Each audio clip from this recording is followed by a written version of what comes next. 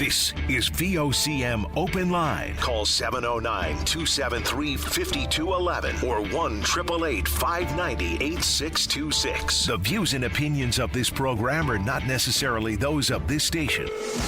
The biggest conversation in Newfoundland and Labrador starts now. Here's VOCM Open Line host Paddy Daly. Well, all right, and good morning to you. Thank you very much for tuning into the program. It's Monday, December the 1st. This is Open Line. I'm your host, Paddy Daly, David Williams. He's produced the program. Let's get it going. If you're in the St. John's metro region, the number to dial, get in the queue and on the air is 709-273-5211. Elsewhere, toll-free long distance, 1-888-590-VOCM, which is 8626. So Saturday afternoon, Toronto Scepters and Mackie Connors from St. John's faced off against the Boston Fleet and Abby Newhook from St. John's. And Abby Newhook, her first pro goal. Fantastic stuff. Made a great play at the blue line to gain possession in the offensive zone.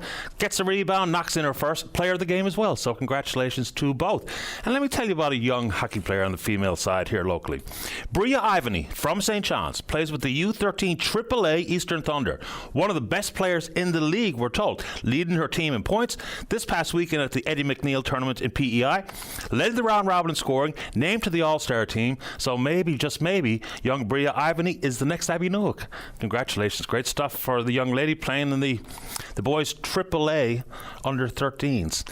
All right, sticking with the pro players. Dawson Mercer still having a good year, boy. Had 2 points on Saturday night, a goal and assist. That's 10 goals, 10 assists in 25 games. For Mercer and Ryan Green, playing for the Chicago Blackhawks, also from St. John's. Scored his fourth of the year, so pretty good weekend for our pros. All right, Olympic curling. So, unfortunately, we all know that Guju got knocked out. So, we're sending two pretty good teams to the upcoming Cortina Milan Olympics. Rachel Homan, Team Homan, they're something else, boy. And the greatest nickname of a curling team, the Homan Empire, which I think is brilliant. And Brad Jacobs, who not a lot of people cheer for, especially around here. He's a bit of a surly character, but he's going back with his team to the Olympics. Canada hasn't won a men's Olympic gold since Brad Jacobs and team won in Sochi in 2014. And Brett Gallant, who used to play with Team Guju, of course, plays with Jacobs now. He's going back to the Olympics to play in the men's team event, but he's also playing in the mixed doubles event. So he's going to be representing the country in two different curling disciplines coming up next year. All right, what does this say? Oh, so there's a nor'easter brewing. Might be a bit of a nasty day this Wednesday. So the 24/7 snow clearing conversation is just going to ramp up as the weather starts to ramp up.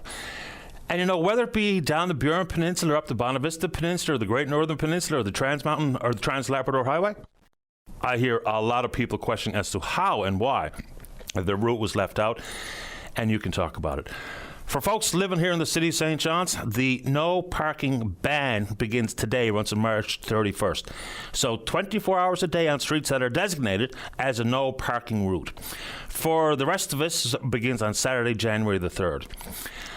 All right, we understand why it's in place, because you know full well some people, when there's a storm coming, they'll park their car just under their driveway so they don't get blasted by the wing roll right at the end of their driveway. And it just makes for a really difficult circumstance for people who are trying to clear the snow, control the ice. So I know why they do it. The one problem I think most people have is there's absolutely no discretion. You know, so for nights when there's no snow, no precipitation, no waste to control, no snow to clear, if you happen to be parked out on the street, and it happened to me, came home, was on the couch watching the hockey game, fell asleep, woke up 3 o'clock, thought, oh no, the car. And of course, a ticket. Not a flake of snow in sight, but no discretion. So if you are living in one of these no parking ban areas today, then be aware. All right. Okay, Cyber Monday. So the thought is that Cyber Monday might even see deeper discounts than Black Friday, because these companies, they have a target that they're trying to hit, and so maybe, just maybe, there's a better deal to be had. But I don't do much online shopping personally, but there's lots of scams out there you really have to be aware of. One of the most common is a simple reference to a fake deal. So the shopping platform that might pop up offering an unbelievably deep discount is maybe fake. So be extremely careful. Then there's all the phishing emails that are people going to come in. Some of the ones about your order has been delayed. Those links are generally speaking a scam. Then there's failure of your payment, warnings that pop up. So QR codes that lead to fake login pages is going to be popular again today. So please do indeed be careful. And we can get into the AI-generated scams that are out there. And you know me, I like talking AI. And there's a lot of positive practical applications, but there's a lot of slop as a result. And the power required, madness. All right, so this past weekend, Christmas came to our home. Did some Christmas decorating, put the tree up, and the puppy is pretty curious about the old Christmas tree. So I don't know how much of a racket it's going to be between now and, I guess, old Christmas Day when we take it down, but up it goes. And on that front with the puppy. And now it's in the news and being covered by more and more outlets about vet care. We talk about it here, and probably more so since I have a personal investment here. Look, we know the cost is extraordinary, but for folks listening who are outside the metro region, I've told you the story about the Saturday evening when we needed emergency vet care for Dexter, and the only vet offering it on the island was located on Freshwater Road in St. John's. The only one.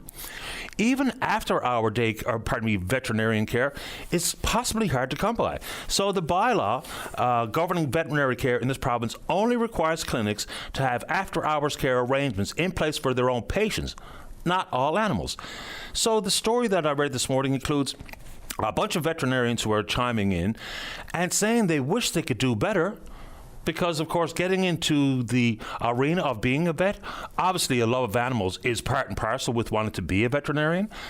But there's so few of them, and apparently the problem is becoming quite acute in Corner Brook, where at one clinic, several vets left in one fell swoop.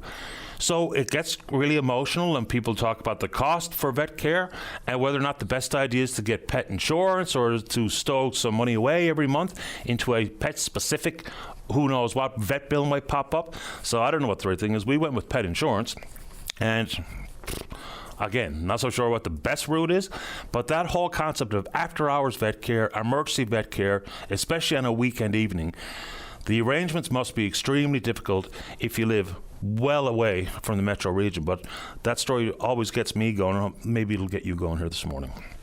All right. And you might have to travel, and you might even have to travel via air. There's reports that there's once again skyrocketing number of complaints in front of the Canadian Transportation Agency. People get frustrated. Look, air travel can be frustrating in and of itself, and the airlines need to do better. Like, for instance, when I buy a ticket and I pay my fees and I show up on time, the rest is up to you. But when it comes to dispute resolution, people will possibly use their phone for just an audio recording or a video recording of any interaction or altercation or confrontation with one of the agents representing whatever airline, WestJet, Air Canada, whoever. So this particular story I read this morning, it got pretty heated. So this family showed up for the final leg of their flight and told that the plane that they were supposed to be booked on had changed, consequently carried fewer passengers. They were being bumped to a flight to take place hours later. The fella involved pulled out his phone to document it with an audio recording, and they were told by the agent to put that phone down, put it away, you're not allowed to do it, I'll call the police. Eventually tore up their boarding passes and simply said to the family, you're not flying today. It's ridiculous treatment of the paying public. So, lawyer speaking on behalf of the Canadian Civil Liberties Association says quite clearly those recordings of those interactions are perfectly legal in this country. So, if you find yourself where you think you might have a complaint to file against an airline because of the Passenger's Bill of Rights, then do it. Take out your phone if you want to make a recording of it. Nothing quite like going to the tape to document exactly what the confrontation or the altercation looked like. So don't fall for it. Don't feel pressured. If you want to record it, record it. How often do we see in our everyday lives people with their phones out, who knows what they're at? Audio recordings or taking videos that you're unaware of or pictures. But in this circumstance, if you want to make a recording of it, you're well within your rights. So do exactly as you see fit. Okay. Was asked why we don't talk about this, but of course we have many times in the past. And that's about medical assistance in dying. There are some numbers out there now for 2024. More than 16,000 people in this country died by a maid this last year. That's 5% of all deaths in Canada. So 1 in every 20. So you hear people or you see people, especially on social media, chime in and say, well, that's the go-to for the government. They just want to kill everyone by maid. It's a pretty lengthy process. First, you have to sit down with your doctor or your nurse practitioner. You have to make a formal request, a written request. You have to get 2 independent assessments. You must provide final consent. You have to have individual witnesses of your final consent request. So there's a lot to it. It's not as simple as you go in and you're never seen again. The problem we have in this country is that for people who are living with no hope for the future, it's going to be excruciating pain. If there is a brutal prognosis facing that individual or their family, they may consider this as the way to die. Where it becomes highly contentious, and what we're doing that is absolutely in poor form, is when it's being offered up front, as opposed to examinations of what kind of supports or treatments that can be offered, especially the stories that come when vets present themselves in need of care. And they're told, well, how about maid? It's completely, entirely inappropriate. You know, there was a story of 2 women out in Manitoba. I believe they both live in Winnipeg.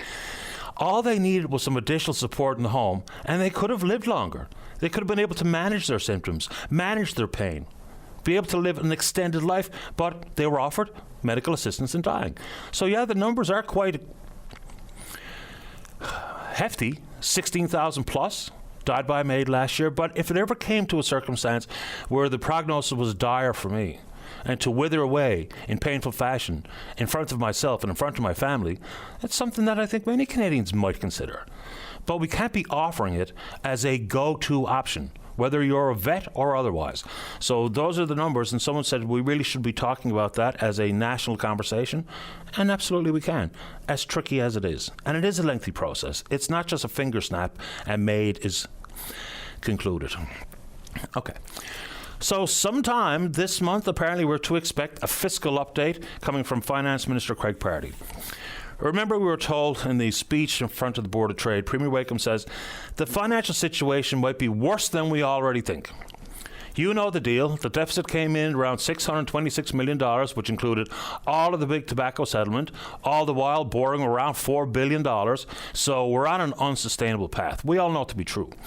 No real reference as to why the situation might be worse than we already thought, but I guess we'll get some sort of, and hopefully a detailed update sometime this month from the Finance Minister, because just saying it's worse is kind of a gloomy thing to offer. If it's true, then we have to understand the numbers and we have to understand the approach that the government is going to take here. But at the same time, while being told that things might be worse than we already thought, Premier Wakeham is also going on to say no compromise of any commitments made during the campaign. Still going to invest in healthcare, which there's some sort of plan, we think, about reducing the reliance on travel nurses, not exactly sure. But then also talking about investment in safer communities, which I think everyone applauds, whether it be police officers or Crown prosecutors. But then it's the pledge to cut taxes. It's going to be hard to square those circles. Look, would I like some relief insofar as how much tax I pay? Of course. Everybody would, right? But if things are worse than we thought, the plan to cut taxes is an interesting one. And on top of that, still talking about Beta Nord as a nation-building project. For starters, I know plenty of people around here would like to see that project get off the ground, and plenty, obviously, would not, for a variety of reasons. But Richard Duggan in the newsroom made a really interesting point when talking with Premier Wakeham about jobs. So that's been one of the go-to for the folks at Trades NL, for Premier Wakeham himself. Equinor has now agreed to put forward an expression of interest with the pretty carefully thought out caveat, which is normal part of these EOIs, is without compromising cost or schedule. They will be jobs here topsides. Okay. Then you compare and contrast, and this is where Richard Duggan was going. With this newly announced MOU, non-binding agreement between the federal government and the province of Alberta regarding a pipeline to BC's north coast. Some interesting stuff here. For starters, there's obviously a built-in or a baked-in link between this province and Alberta when working in that sector. So will it be a case of all provinces racing towards getting shovels in the ground because skilled tradespeople are hard to come by? So it's an interesting point that Richard makes. Add to it what potential for onshore wind, or what potential for offshore wind, or what potential on the Churchill River. So it's a good one. Also, as it pertains to the pipeline business, David Eby, the British Columbia Premier, over the weekend said all of a sudden he's not 100% opposed to the pipeline. Now, he says he will be vehemently opposed if the pipeline is going to end in the BC's north coast because of the obvious reasons, the tanker ban that's currently in place. But then a breakdown of why his tune may have changed a little bit. This is rough math offered by someone who I follow along with, and they're usually pretty keen analysis. By 2035, LNG projects in BC are going to need somewhere in the neighborhood of $300 billion in investment. So obviously some additional revenues, because as part of the must be financed and constructed by the private sector, and BC and Indigenous nations need to profit, financially speaking. So Premier Eby's tune has changed a little bit. And on that front, so Premier Wakeham has also said that whatever he can release publicly, he will. And he started off with releasing Mike Wilson's resignation letter. Of course, Mike Wilson, part of the three-person panel looking at the UCMOU. I wouldn't mind getting a look at that Rothschild report, I have to say. I've been long wondering why I can't get a look at it, considering that me and you paid for it, somewhere in the neighborhood of $5 million. So it'd be nice to have a gawk at it. And while the Premier is talking about potentially worse fiscal situation and really leaning in heavily on Beta Nord, where are we in the market sounding that the past Liberal government entertained regarding our oil equity stakes? They've got some value. What that might be, I have no earthly idea. But to remind you, in Hebron, the province owns a 4.9% equity, 8.7% equity position at Hibernia South Extension, 5% in the White Rose Extension project, all of the assets and IP at the oil co, which is the province's splinter away from Nalcor for the oil and gas industry. So it'd be nice to have some of those numbers here, because just even if you do divest, doesn't mean you're not interested in oil. It's just that you're interested in bringing in some money that's so desperately needed to address things like the deficit, which apparently is worse. And in meetings with the Prime Minister, really heavy on Beta Nord, but in the concept and apparently the Prime Minister Carney is receptive to it. What that means, I'm not entirely sure. And Premier Wakeham also goes on to talk about partnering with Equinor to get it off the ground, which people will consider a subsidy. Government spending, there are slight differences between simply spending and investing, but getting in bed, financially speaking, with an oil company kind of feels like subsidizing them. Your thoughts? He calls it a partnership. It's a spend. But in the world of nation-building projects, I don't know why the top of that list is not the expansion at the Upper Churchill and the possibility for Gull and the transmission from two aforementioned hydro projects.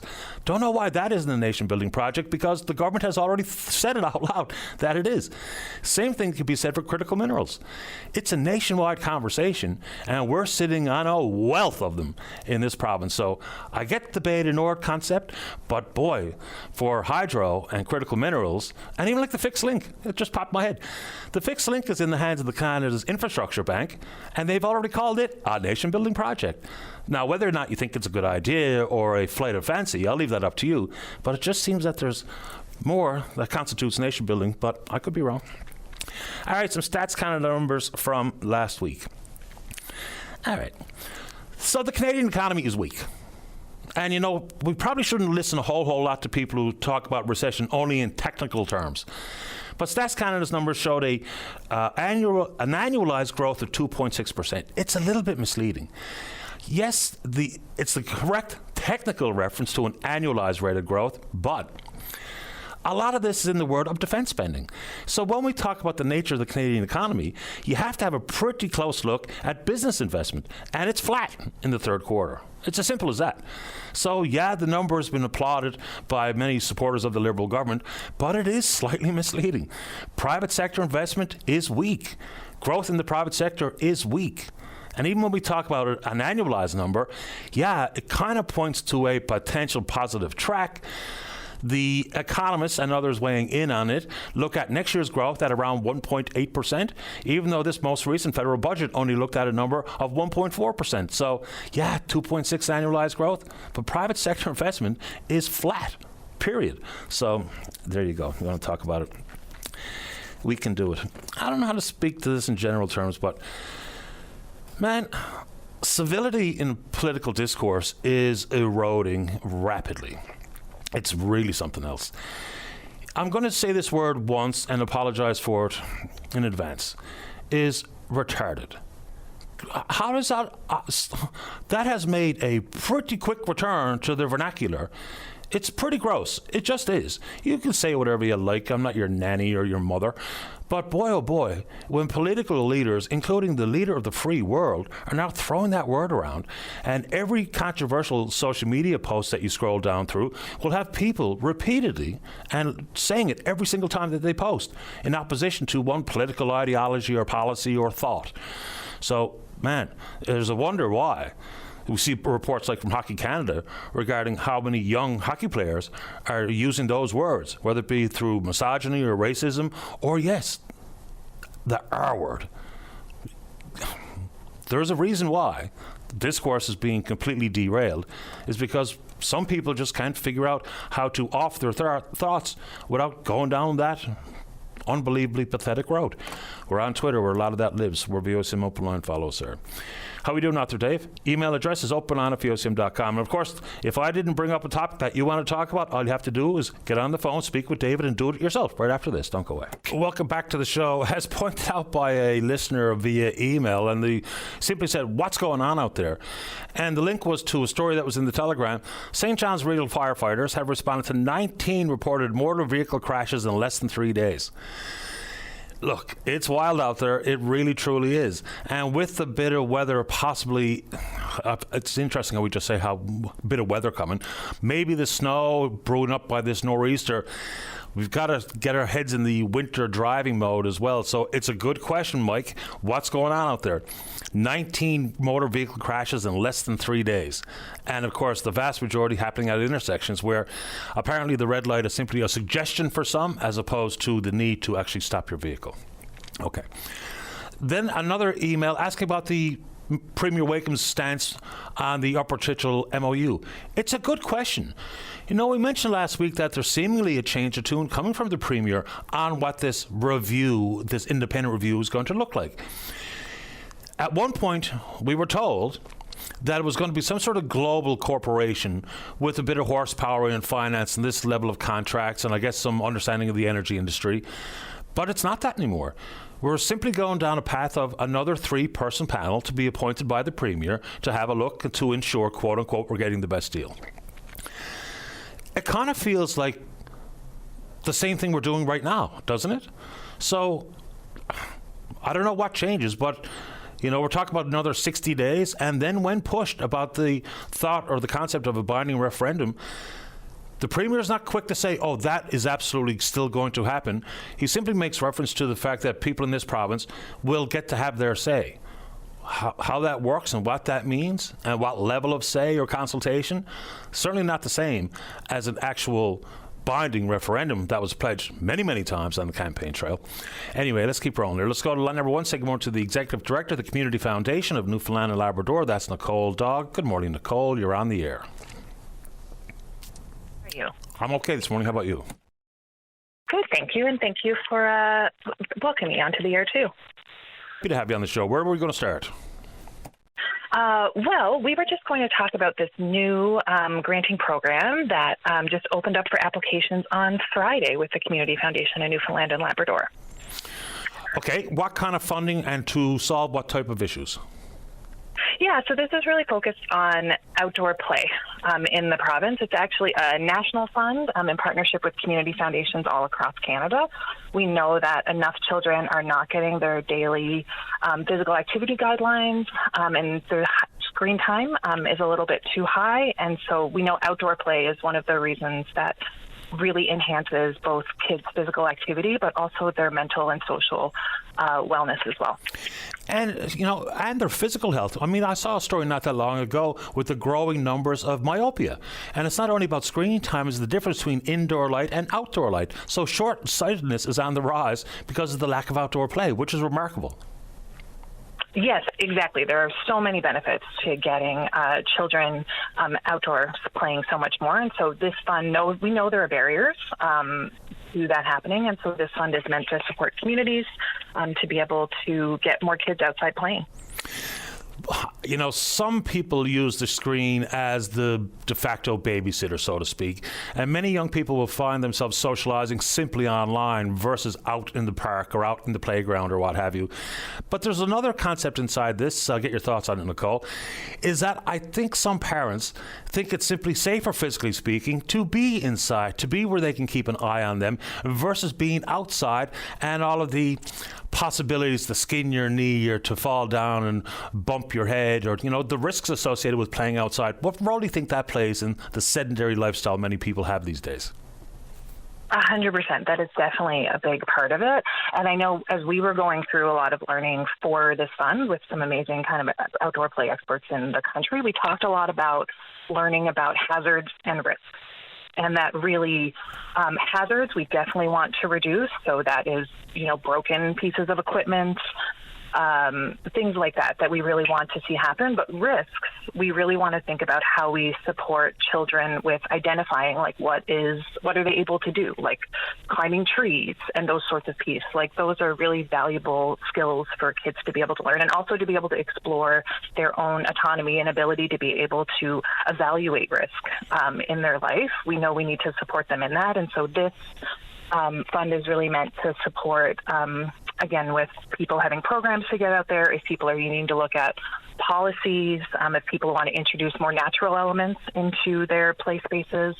There's a really wide range of what organizations and communities can think about with this, because we know that piece with parents and risk, or even education for parents around that piece, can be a part of what people do with this.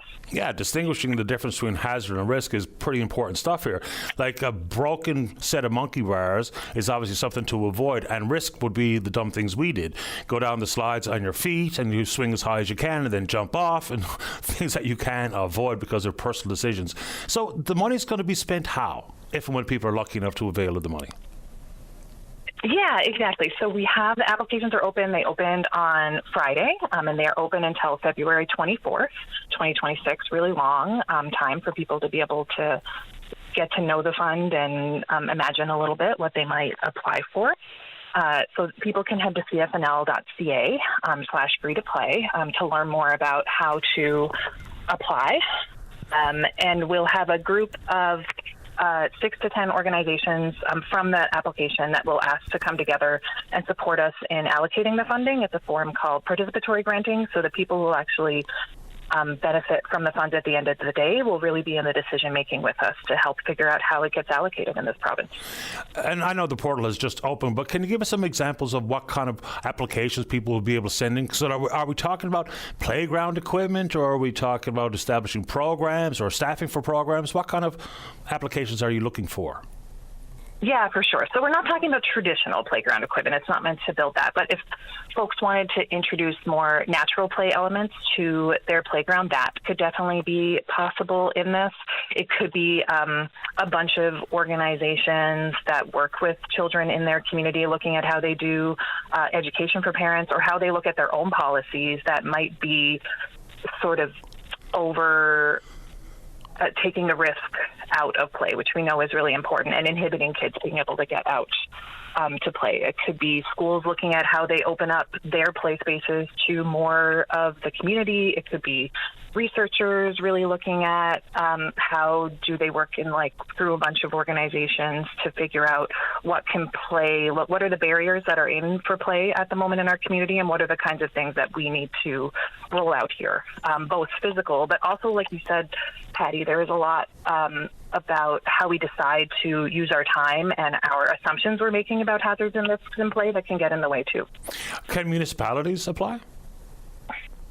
Municipalities aren't eligible to apply directly, but certainly municipalities would be able to work alongside other communities in their organizations. So we're really focused on registered charities and incorporated nonprofits, which can also include Indigenous governing bodies and nations in the school, or schools, or school boards that have nonprofits too. Anything else you want to tell us about, for instance, where individuals, not-for-profits and otherwise have to go if they'd like to apply for some money, and how much money is available here? Yeah, so we have at least $281,500 that'll get allocated in the spring. This is a multi-year program, so there'll be some more funding in about a year and a half to be able to get allocated as well. So it's cfnl.ca for folks to learn. And yeah, if folks, we've got lots of information there for folks to be able to reach out and have conversations. And there's a webinar coming up on December 10th, which is really all about outdoor play for folks to be able to learn more too. So I love this free to play program. Just one more before I let you go, Nicole. What role does your foundation play in the whole concept of community housing? Sure. So we, as a community foundation, our role is really around inspiring and facilitating community generosity. And at times we have some gaps in knowledge around how to do that well. And we step in with good qualitative and quantitative data. For a really long time, our largest work in that area was related to NL Vital Signs, which was our partnership with the Harris Center for many, many years. And after the last one of those that we did on affordability, we just didn't have enough space for housing. And so we started to go further into housing. And one of the things that we really realized is that we are very low in the province in our percentage of housing stock for nonprofit and charitably owned housing in the province. So we worked alongside the community housing sector to create a report that really captures the challenges and also some of the solutions to look at how do we change that number here for the future. And I promise this is the last one. You mentioned the Harris Center. So with MUN trying to find some savings, the core direct funding for the Harris Center has gone away. There's still some project-specific funding that will be available possibly. What does that mean for some of the collaboration that you've done with the Harris Center over the years? Yeah, I mean, it's a huge loss for us and the province, the staff and the expertise and really community outward facing that the Harris Center did. I think was just really exceptional and really impactful in communities across the province. So they were our main partner and a huge part of what made NL Vital Signs. So we are still committed to moving NL Vital Signs forward. We are still figuring out what that's going to look like, just because losing that partner is just such an immense loss for us. And that does include exploring things with Memorial, but they were the other pillar of this. And so we've got to figure out what that's going to be looking like for the future, and also how we're all going to fill in that, including the university and government for the future, because the Harris Center was just such a body of knowledge, but also the way that they were able to translate data and all of those things alongside community was such a gift and is just a really big loss. It's such a strange place to start to look for savings. We're talking about the only university in the province, and the Harris Center looking at who we are, where we came from, where we're going as a people, as a province, is just mind-boggling to me that direct funding or core funding has been slashed. Nicole, good luck with the free-to-play program, and let us know how it's going. Yeah, and thanks so much for allowing us to share it today. Happy to do it. Take care, Nicole. Okay. Bye-bye. Bye. Nicole Dawes, the Executive Director at the Community Foundation of Newfoundland and Labrador. And community housing doesn't really get a whole lot of prominence in the housing conversation. Same thing I think could be said for co-op housing. In the most recent federal budget, for the first time in a long while, co-op housing is actually part of the conversation. If you speak with people in the world in the work of co-ops, whether it be in the fishery, whether it be in banking, whether it be in housing, people seem to have a pretty positive experience. So now with monies available federally in the world of co-op housing, I think that's a positive development. Let's get a break in. When we come back, we're speaking with you. Don't go away. Welcome back to the program. I had heard this in the newscast, but forgot to mention it. It's World AIDS Day, and we've got some new numbers from the AIDS Committee of Newfoundland and Labrador. Rates of HIV infections are up across the country. In this province, oh boy, from 2023 shows a 35% increase in new HIV infections, highest rate of transmission in over a decade. In this province, in 2023, the province saw 19 new cases of the virus, followed by 11 new cases last year. So, the AIDS Committee today, resources will be made available from 10 to 2. Blood tests will also be available from the Newfoundland and Labrador Health Services Harm Reduction Nursing Team. So there you go. Also, with the country having lost its measles-free status, it's a conversation that had a one-day little passage through the news cycle and then kind of went away.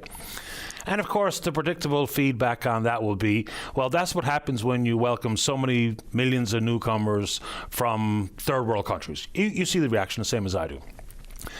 The facts in the breakdown are the highest rate of refusal for the measles vaccine has been from born and raised Canadian families. So, number one. And secondly, it's an odd way to make that argument. If you're saying that it's because of immigrants, well, you're basically saying the quiet part out loud, that vaccination for measles is important. So which one is it? So we do know the highest rate of refusal is amongst born and raised Canadian families. But if you're blaming it on one segment of society, in this case being immigrants to the country, then you're basically saying that being vaccinated for measles remains important. So there you go. I did mention very quickly about the contribution of artificial intelligence and the growing scams online, which will be very prevalent today, being Cyber Monday. Here's just another story about how we could and should, in my estimation, be thinking about artificial intelligence and these huge data centers. Many people are really high on them as it pertains to power from the Churchill River. And your opinion is welcome on that front. But here's just another example about not just the energy required to power these data centers and the water required, which is amazing stuff, especially when you factor in the amount of drought experienced in different parts of the country in this past year. This is a story that came from Rolling Stone. So this is about Morrow County, where Amazon is using water, and this is just right next to Flint, Michigan. Amazon is using water that's already been contaminated because of industrial agriculture fertilizer. So they run it through to cool down what are these ultra hot servers, and after that it partially evaporates and separates the nitrates that stay behind. And then what happens then is the water leaving Amazon's data center is even more concentrated with pollutants than when it went in. So again, it's amazing that, yes, in the world of healthcare and engineering and other industry, AI can be extremely helpful and beneficial and can get through the data that would take an army a month, and it can do it in minutes or seconds flat. So, of course, it's going to have some practical applications. But a lot of the AI-generated opportunity that's out there for people just to make their own little funny videos or memes or what have you, we're talking about a lot of power, a lot of money, and a lot of that wasted for less than practical or pragmatic purposes. So when that water leaves that Amazon data center, it gets dumped and to spray local farmland. And so consequently, the contaminated water soaks straight into the aquifer that thousands of people drink from. So maybe it's an isolated story regarding this already contaminated water that comes through to cool Amazon's data centers there. And when we talk about the economic benefit or possible benefit for attracting artificial intelligence data centers to Labrador, the location's right, the conditions are right, the temperature is right. The geography is available, the water is available, and potentially the power is available. But then it's exactly what kind of return we get on it. Paying potentially industrial or commercial rates for the hydropower, and the numbers of jobs that would be created to build the data center, to maintain the data center, versus what we already know is a traditional industry like mining. So I'm not so sure the cost-benefit analysis is way up there when you compare or contrast data centers with mines, expansion or new mines in Labrador. So we can add that into the conversation because I think that's a big one. Every now and then when I utter the phrase fixed link, you get the combination of replies, right? It's a waste of time or it's long overdue. And people pick it. There are updated numbers out there that are available. And the point that the one emailer made is that, with Beta Nord and critical minerals and the Upper Churchill and all the rest of it, how come the Premier is not talking about the fixed link? I don't know. It's probably a question better served to the Premier himself, but you're right. Haven't heard much of anything from Premier Wickham on the campaign trail and or in conversation with the Prime Minister about the possibility for a fixed link between Labrador and the island. The numbers are really different when you look at the old Hatch report versus the more updated ARF report about the forecast of usage and the potential revenue shortfalls that ARP has pointed to. We're happy to dig into it, but next steps of going to the industry that can build these tunnels is next steps, regardless of what anyone thinks about it, because for the obvious reasons. The feasibility studies, insofar as Hatch and Arup, are vastly different, but it's a need to go to the corporate world, and see what their plans might look like for design, for cost, and how long it would take to construct. And just curiously on that front of joining the different areas by tunnel, it was on this date in 1990 where sections of the tunnel between Paris and London. They met for the first time. The last rocks were cleared, and that's 40 meters beneath the seabed connecting France and the UK on this date, 1990. How about that? Let's get a break in. When we come back, we're looking forward to speaking with you on a topic that's up to you. Don't go away. Welcome back to the show. Someone looking for an update on a case that really drew some national eyeballs. It was in September in Ontario, where a homeowner was the victim of a home invasion and fought back by wielding a knife and consequently was charged. So, it's the whole stand your ground or the castle laws like we see in the United States. So I think it's a fair conversation to be had, but in this country, the law is pretty clear on that front. You absolutely have the right to defend yourself and your family and your home, but it has to be commensurate with the threat you face, which is basically if someone brings in the fists and their feet, then you can't stab them. Not to dump it down too far, but that's the basics of it. As a result, now, Danielle Smith, the Premier of Alberta. So it was just last week that there was an announcement coming from Premier Smith that they were introducing two different clauses to what they call the Alberta Sovereignty Within a United Canada Act, which said the Alberta government will refuse to enforce the federal gun seizure program. And we can get into the gun buyback as to whether or not it's even going to work and how much money it's going to cost. We don't know. Secondly, Albertans can legally defend their homes and families from home intruders. It's one of those populism feel-goods, but correct me if I'm wrong, but the provincial governments, whether they use notwithstanding clause or not, do not have the actual authority or the right to deal with things that have been amended in Parliament regarding provisions inside the Criminal Code of Canada. So they can refuse to cooperate in the federal gun seizure program because we don't even know what that's going to look like. We have no idea how much it's going to cost, and there's plenty of controversy. There's something like 360,000 people in Alberta that have registered firearms. But the business about Albertans can now legally defend themselves and their homes and their families from home intruders, I'm not even sure that's available. Is that something that any province can actually change of their own accord to stand up to or to topple or to ignore provisions of the Criminal Code of Canada, which is a federal responsibility? I don't know, but it's interesting that someone said they wish the Premier here in this province would do the same thing. Okay. On the gun buyback, I think that's only rolled out in the form of a pilot, and that was in Cape Breton. And, I understand when gun owners talk about legally abiding citizens with their own firearms, what it's going to look like, and the confusion regarding what's on the list. There are some firearms on the list that are going to be prohibited and some on the list that are going to be allowed with the exact same capacity. They just look different. They have the same magazines, the exact same capacity, and yet they have that disconnect of being on the prohibited list versus on the will be allowed to use list. I don't know how many Canadians have a problem with the handgun provisions, but again, while the government goes through this gun buyback at untold cost, everybody in law enforcement will point to the exact same root cause issue for guns in this country, handguns specifically, is at the southern border. So unless you start there, then these are all just political optic experiments and exercises. And yes, if it's going to be continued by the now Carney Liberal government, it might be nice to know how it's going to work. It'd certainly be nice to know how much it's going to cost, because those are two pretty key important issues as it pertains to guns and otherwise in the country. Right. A couple of quick ones on drugs. So we do know that the Americans have told us that part of the tariff-based trade war is about fentanyl. Even though minuscule, and any bit of fentanyl is dangerous, it can kill you where you stand, understood. But a minuscule amount coming from Canada to the States versus Mexico into the States. Also important to note that these are numbers that come directly from the American border services at the Mexican border. If the concern is now Venezuelans and Colombians and the Chinese, which are absolutely a problem, over 80% of people caught bringing fentanyl into the United States from Mexico, over 80% are American citizens.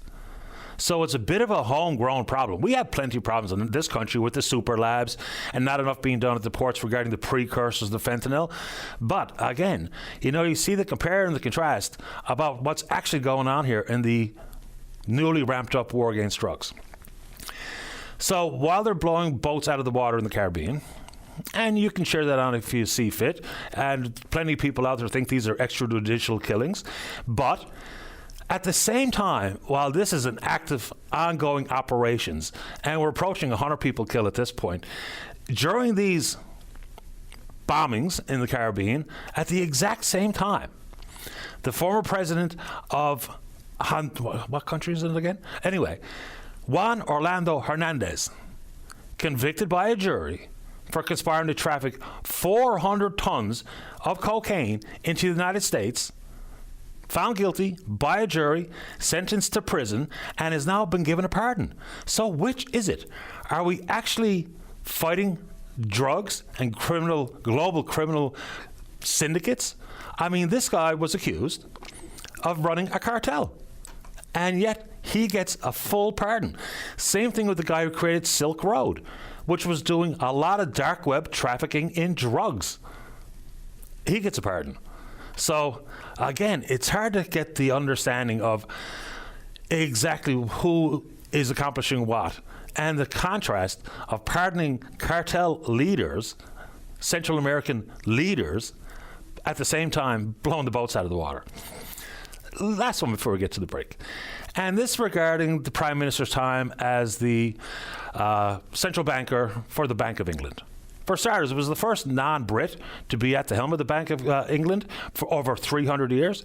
He was there longer than anybody else, was there longer than his term. And, you know, you hear from Liz Truss, former Prime Minister who didn't even last 50 days, talk about how big a disaster he was. And, of course, we all know, if you follow the news, and this is a story that came from the Telegraph newspaper, who were absolutely pro-Brexit, big time. They are now carefully reviewing the numbers. And for folks who followed along at the time, Mark Carney was completely opposed to Brexit and flashed all the warnings. You can like or loathe Carney, but we're just talking about some well-understood facts in recent memory. So, completely opposed. And now the Telegraph has broken down the impacts of Brexit since. It is nuts. Just get a load of this. And again, reminder, the Telegraph was pro-Brexit, big time. Brexit has cut the UK GDP by 8%. Investment in the UK is down 18%. Productivity is down 4%. Employment is down 4%. No trade benefits, no regulatory freedom, no immigration control, no growth. Period. So while we talk about the concepts of separation in this country, and there is going to likely be a referendum in Alberta, there's likely going to be another one in Quebec. I mean, the Parti Québécois leader has said clearly that when elected, and they will be, there will be another referendum on separation. I don't think, like for starters, I don't think it's a good idea for either of the provinces, but the Brexit results are crystal clear. It has been devastating to the UK and their economy. GDP down 8%. Investment down 18%. Boy, let's see here. Let's get a break in for the news. When we come back, we're looking forward to speaking with you. Don't go away. Welcome back. Well, back in the news is the ongoing saga regarding the Amelia Earhart statue that was stolen out in Harbour Grace. It was weird enough when it happened, and even the lady who allegedly found it and had sent us emails about the fact that she was expecting the reward that was offered. It was initially, I think, $25,000 and another $10,000 was heaped on top of that if it led to an arrest and a conviction for the theft. So we know the statue's been recovered. It's in the hands of Morgan McDonald here now down at his foundry, and he says he can put it back together, which includes incorporating a lot of more heavy steel inside the statue to make it more and more difficult to steal into the future, which is probably a very good idea. But the lady who came forward and told the RCMP that she had found the statue is now, of course, being considered a suspect in its theft. The story goes on to say that her son has indeed been convicted of stealing copper wire from Newfoundland Power. And at the time of the statue being stolen in Harbour Grace, the young fellow was actually in jail for that crime. So I have no earthly idea who stole it or why they stole it or what they intended to do with it. But when it got as much media coverage as it did, of course, the possibility to sell it on the quote-unquote black market was reduced because people were keeping their eyes peeled. Why? Because there was a substantial reward offered for it. So, again, the lady said it's really ruined her life. It's changed her life in her own community. People are looking at her differently.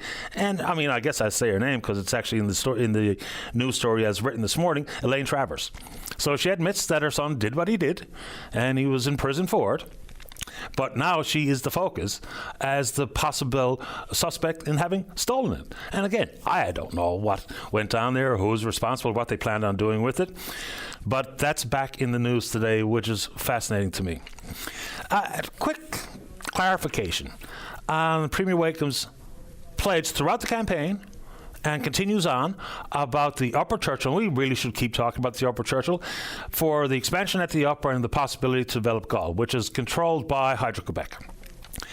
Is when I said that it looks like we're going down the exact same path of independent review as opposed to some big corporation with this type of understanding of economics and maybe the energy industry and this level of contract, because we're talking about $500 billion. So pretty big numbers. But as opposed to hiring a corporation that would be hard to find with zero conflicts of interest between Newfoundland and Labrador's government and NL Hydro, the province of Quebec, and Hydro-Quebec, it was going to be tricky at the best of times. So now we're going right down the path that was initially chosen by the Liberals, is a political appointment of 3 people to sit on a panel with a financial background, an energy background, and who knows who it's going to be. So it doesn't really feel like a whole lot has changed there. So the emailer says, why am I opposed to independent review? I'm not, which I've said many times. I have no problem with an independent review.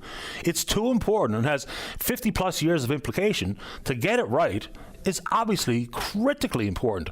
But this is about the same strategy as we've already employed here. So when JP Morgan Chase had a look and Power Advisory is dealing with the Dennis Brown-led panel, to just have another 3-person appointed panel, does that really change a whole lot? I guess it depends on who will be on the panel. And curiously, the emailer said, I wonder, will Mike Wilson be on the panel? Well, unless the terms of reference for the next incoming panel are changed, then Mr. Wilson probably doesn't want to participate. But anyway, I didn't say independent review is a bad thing, because I've said countless times I think it's a good thing. Let's get to line number 1. Dave, you're on the air. Good morning, Patty. Everybody, how are you? Not too bad, you? I am doing okay again, but the reason I called you was that Wednesday evening, I guess, something that's become a blatant problem in this province delivered itself to my door. And I've been basically in the bunk trying to recover from what happened. And they had me on morphine, painkillers, and everything you can think of, because on Wednesday night, we returned from the city. We had been in there for a couple of nights, and then we arrived home Wednesday. About 2 o'clock in the morning, Thursday morning, 2 a.m., I hear somebody outside of my house trying to steal my side-by-side. When I got up and looked through the window, I knocked over a vase that was on the coffee table. He heard it, and he bolted. I was sleeping about 5 feet from where this little dummy tried to steal my quad. So anyway, I woke my son. We jumped in on a truck, and we went down the road in the direction that he ran, but he heard us coming, and he hid behind my neighbor's car, and we passed by them. We turned around and come back, and he's in the process of assaulting my neighbor's daughter. She had seen him trying to he did get into their truck, and she come down, and then she was trying to stay away from him, running around the truck when we got there. So we jumped out of our truck to confront him, and he ran. We chased after him. He got a distance from us, then he got away from us, and he ran back, and he got in my pickup, which was parked right where we had encountered him. My son got back first and tried to stop him from stealing the truck. He had his leg in, pegging the brake and trying to hold on him and struggling with him, and I went behind the two of them to try and get the keys out of the ignition, and that's when he got the truck in gear and flattened the gas. The two of us were basically into the truck trying to get him out. And he dragged us several feet down the road. My son was full of road rash and whatever the case may be. And when I come off the side of the truck, the rear tire of the truck literally passed inches in front of my face. So he proceeded at a high rate of speed, leaving St. George's down through town. We called the police. They hooked up with him somewhere between St. George's and Stephenville Crossing, and then he put my truck off the road at a high rate of speed in Stephenville Crossing itself. He could have killed any person that pulled out of their driveway after he left the incident with us. And luckily, God love him, the RCMP did everything that they could. They apprehended him. They had to pepper spray him at the site. They brought him to the hospital, which is where we ended up. We arrived at the same time. He was in an ambulance. My wife brought me down in our pickup, myself and my son. My son was bleeding. I was all broke up. So they wouldn't let us in the emergency area at the same time. When they brought him in Stephenville Hospital, they had to pepper spray him a second time, which delayed us from even getting in the emerge room because they had to open windows and turn on the ventilation and whatever to clear out the pepper spray. We came so close to losing our lives trying to protect our property, and of course our neighbor, young girl, was not in a great position where she was too. So this all passes over throughout the night. The next morning, we checked my side-by-side, which is covered in blood on the door going in. The side-by-side is tan in color. It was no trouble to see the blood when you walked up to it. Inside the side-by-side was covered in blood, and there was a knife in there with a broken off blade, which the RCMP now have. And I heard of a nightmare story that took place before he made it down the road through St. George's to when he got to my property. There were several incidents before he even got here. He was out of his mind on drugs. We have every bit of what he did on my property and beyond on the security system for my security system at my garage, which I live on the same parking lot as my service station. The reason for calling this morning is not just to reiterate what happened to us, but it shouldn't have been able to happen to us. He should be in jail right now for prior accounts that he keeps getting a slap on the wrist from these judges in Stephenville, who, from what I'm told, since about July or August, are even having the decisions of these judges looked at because they have been so slack. They've been so basic, get caught, get out the same day, get a free lunch. That little, I won't use the word on the air that I would just have used, but he could have cost me and my son our lives that very same night. And I'm waiting now to see what the RCMP is actually charging him with, because that was the most case of assault with a weapon, and that being a vehicle, that I've ever encountered, I can tell you that. And this little whatever will probably be out on the streets and probably very quick order, and then there's going to make a criminal out of me, because if I hear he's out, I'm going to be going looking. There's absolutely no reason that he should be allowed outside for years, and he should have to really reflect on what he did. Sad part of it is, this young fella, I actually helped on the beach down the Black Bank about 7 or 8 years ago. We came across in the nighttime where he had flipped his dirt bike and he was down on the beach. We called the ambulance, we called our local fire department, and we stayed with him until he got taken to the hospital. And this is exactly the repayment that you end up for doing the likes of that. You wonder where the new federal legislation, people call it tough on crime, you wonder where it's going to go, and there's lots of key elements to it. So reverse onus bail, which is a real difference in trying to get bail. So basically, and there's 4 specific crimes, but basically the burden shifts to the accused to prove why they should be allowed out on bail. And it can include things like violent auto theft, as you're mentioning here this morning, home break-in enters, human trafficking, extortion. They're also allowed now, as per this proposed legislation, to look at the accused's history of violence when making a bail decision, as opposed to just for the crime being charged at that time. Then it's the time that people spend in prison, if convicted. So this is also proposing consecutive sentences, which has not been allowed in this country for a long time. And this is for certain violent crimes, just like the ones I just mentioned. You can add arson to that. Repeat offenders could be sentenced for consecutive sentences. Then they talk about hiring more RCMP officers to the tune of about 1,000, cost about $2 billion. Then other investments in technical capabilities to combat serious crime. The only reason I put it out there is because it's pretty much akin to what we're discussing right now. The trick is whether or not it'll pass the legal smell test. When Stephen Harper, as Prime Minister, proposed very, very similar legislation, it went through the House of Commons but got shot down by the Supreme Court of Canada. So this exact same exercise is going to happen with this new Liberal proposed legislation about tough on crime. Whether or not there's a change in tune because of a change in political appetite, I think a change in the thought of public safety in this country, I wonder what's going to happen when this eventually and inevitably makes it to the Supreme Court. I don't know, but whoever are going to actually be the ones that decide upon these rules moving forward and being tough on crime, I think every one of them should encounter something the likes of what I encountered on Wednesday night. That'll help them make up their mind. That'll help them take their soft approach on things. That little SOB should not have been on the road.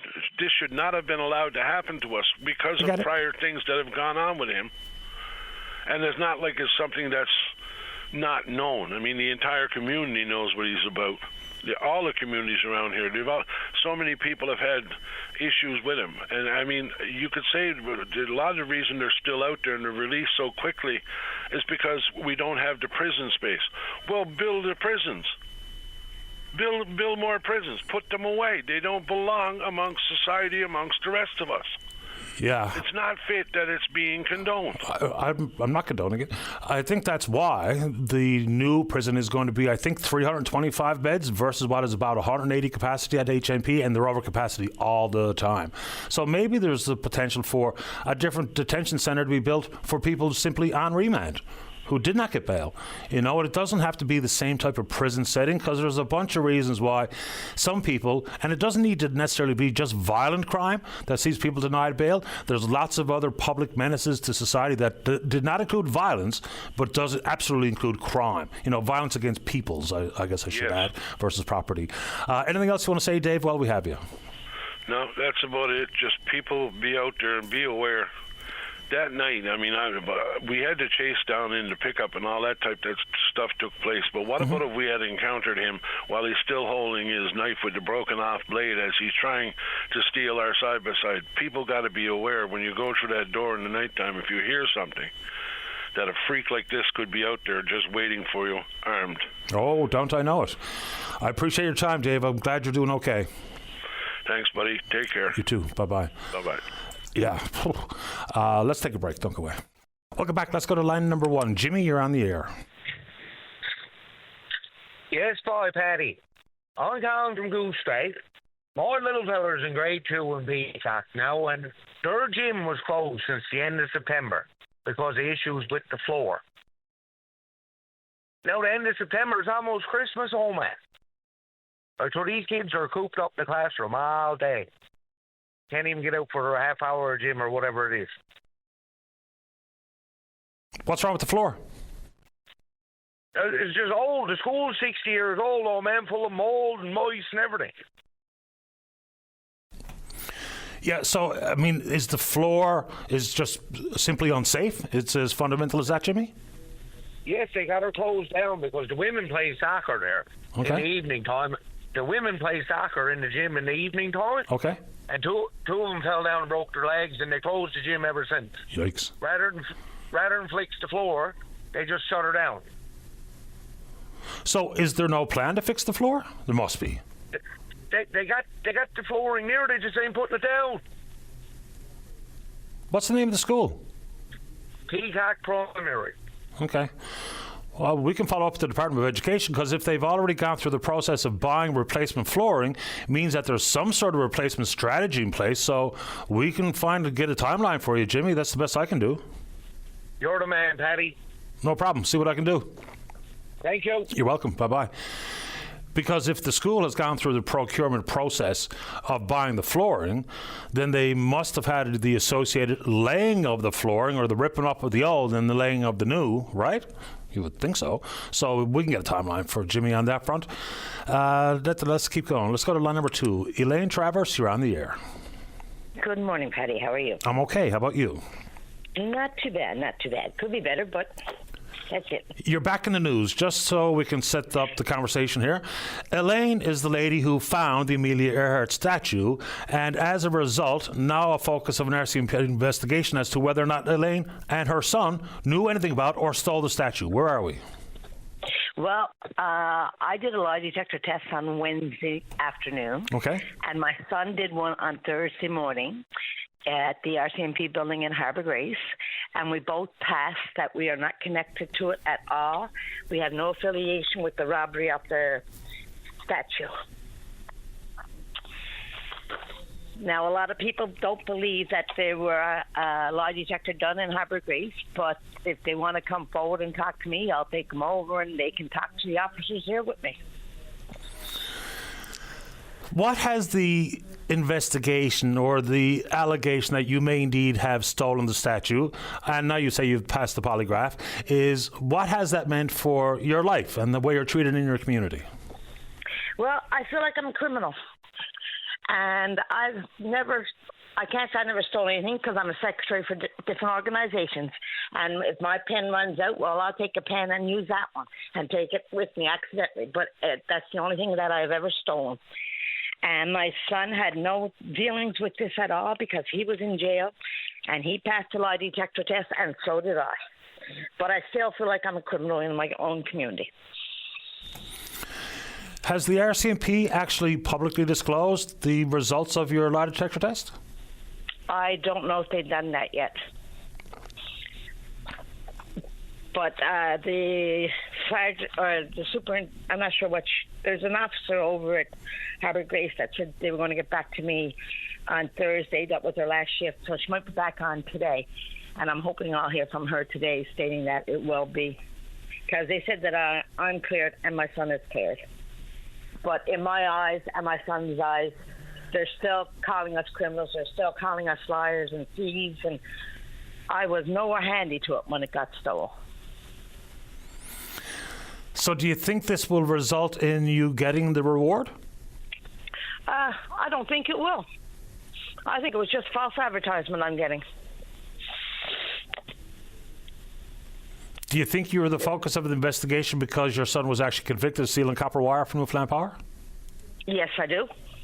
But he did his time and he's cleared of all that. And we're clear of the stealing the statue.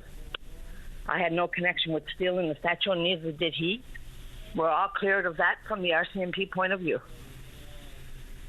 Well, if you didn't do it, I'm glad you're cleared. Yes, I am glad to. And I wish that people would understand.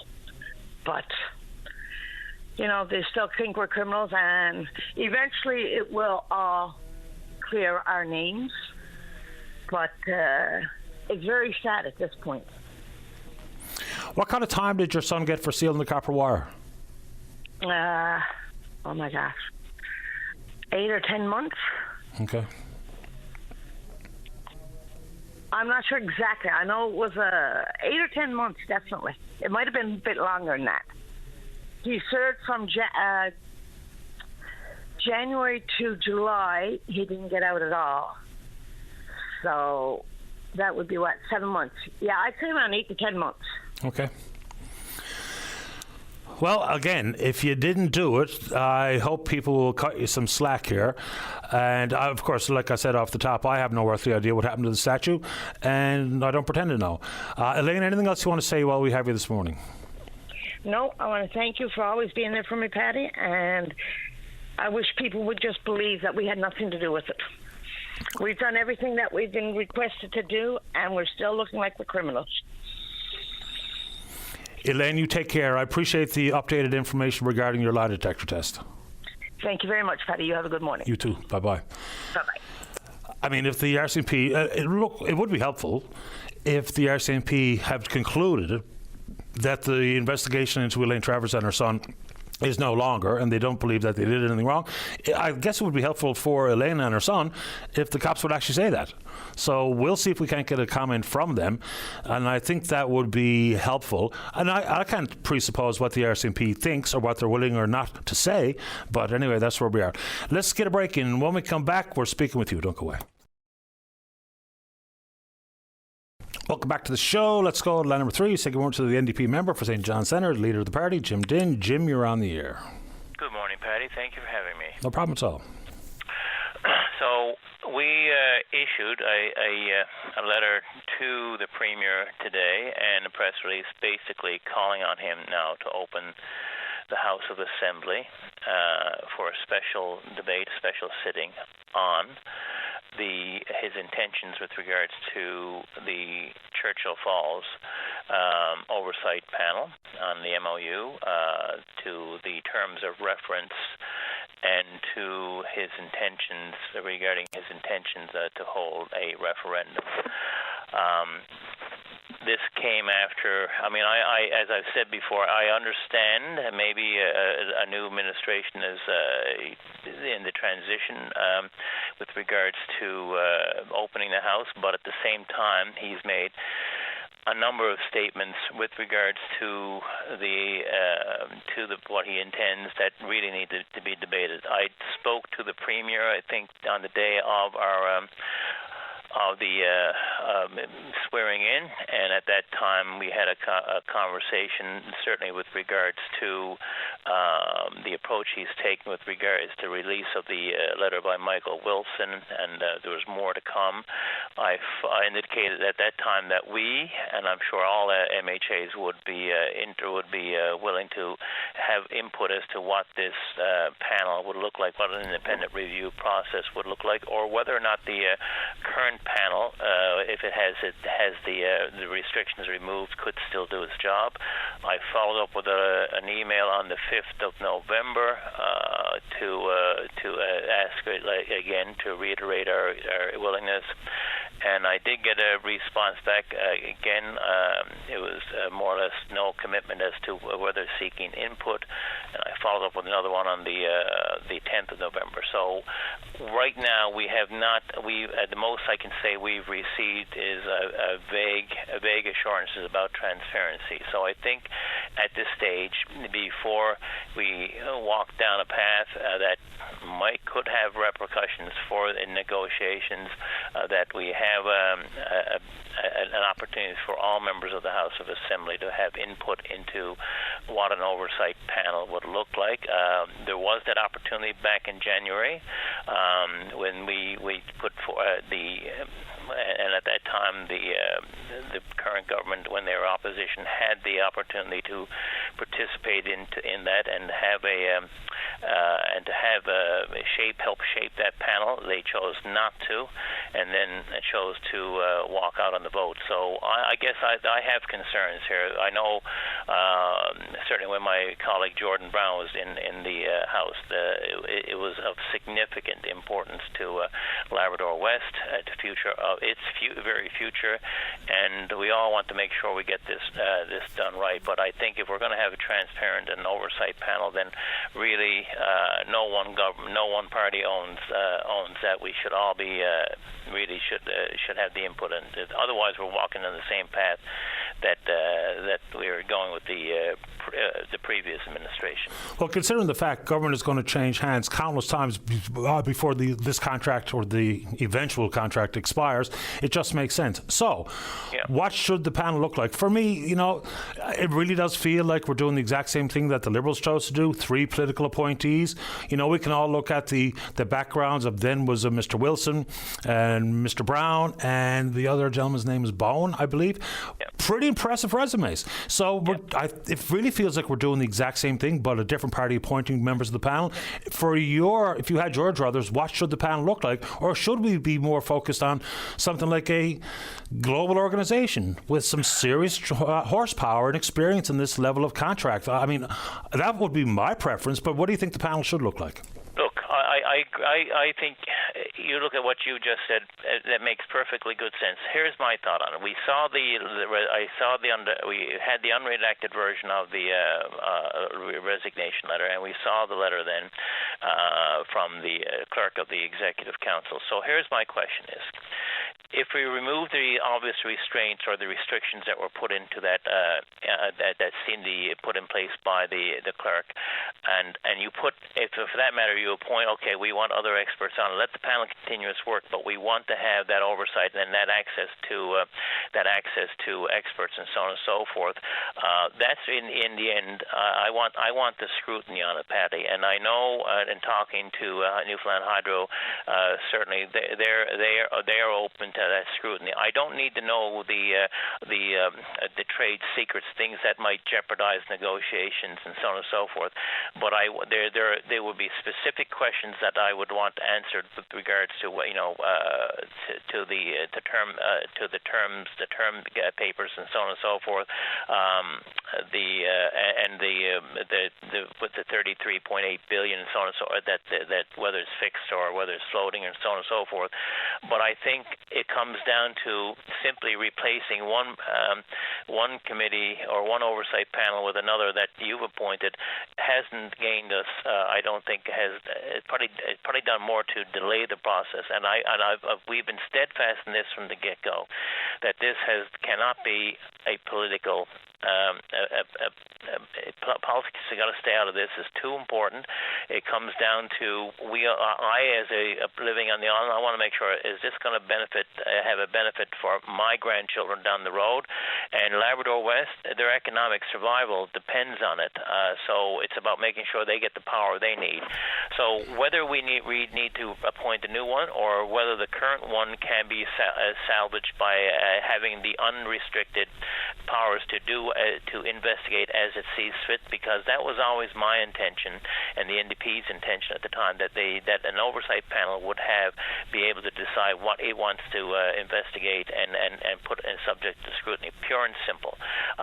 Will that happen in this case? I don't know. I'm assuming it is, but I do think that, and not just the NDP, but I think if we have this debate in the House of Assembly, that's where you're going to get, I guess, the opposition, now the Liberals, and the independent member and the NDP. We have questions we need to ask about how this is going to look.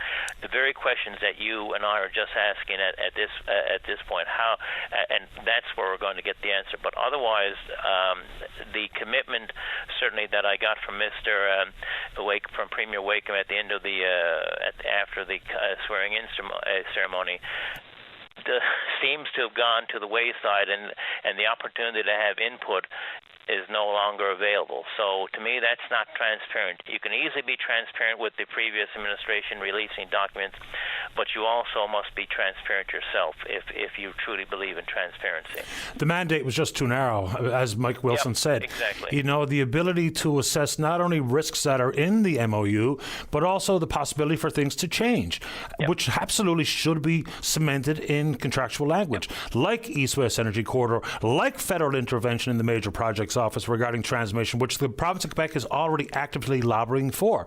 So those types of things really need a keener focus. Just the whole, did we get the best deal possible? We're basically going to boil that down to opinions as opposed to assessment of risk and the potential for change, just from my own perspective. Now, No, sorry, and talking and I've had a conversation with Michael Wilson. One of the things he said too, it made sense. It's probably better to come up with a series of very specific questions rather than say whether the deal is good or not.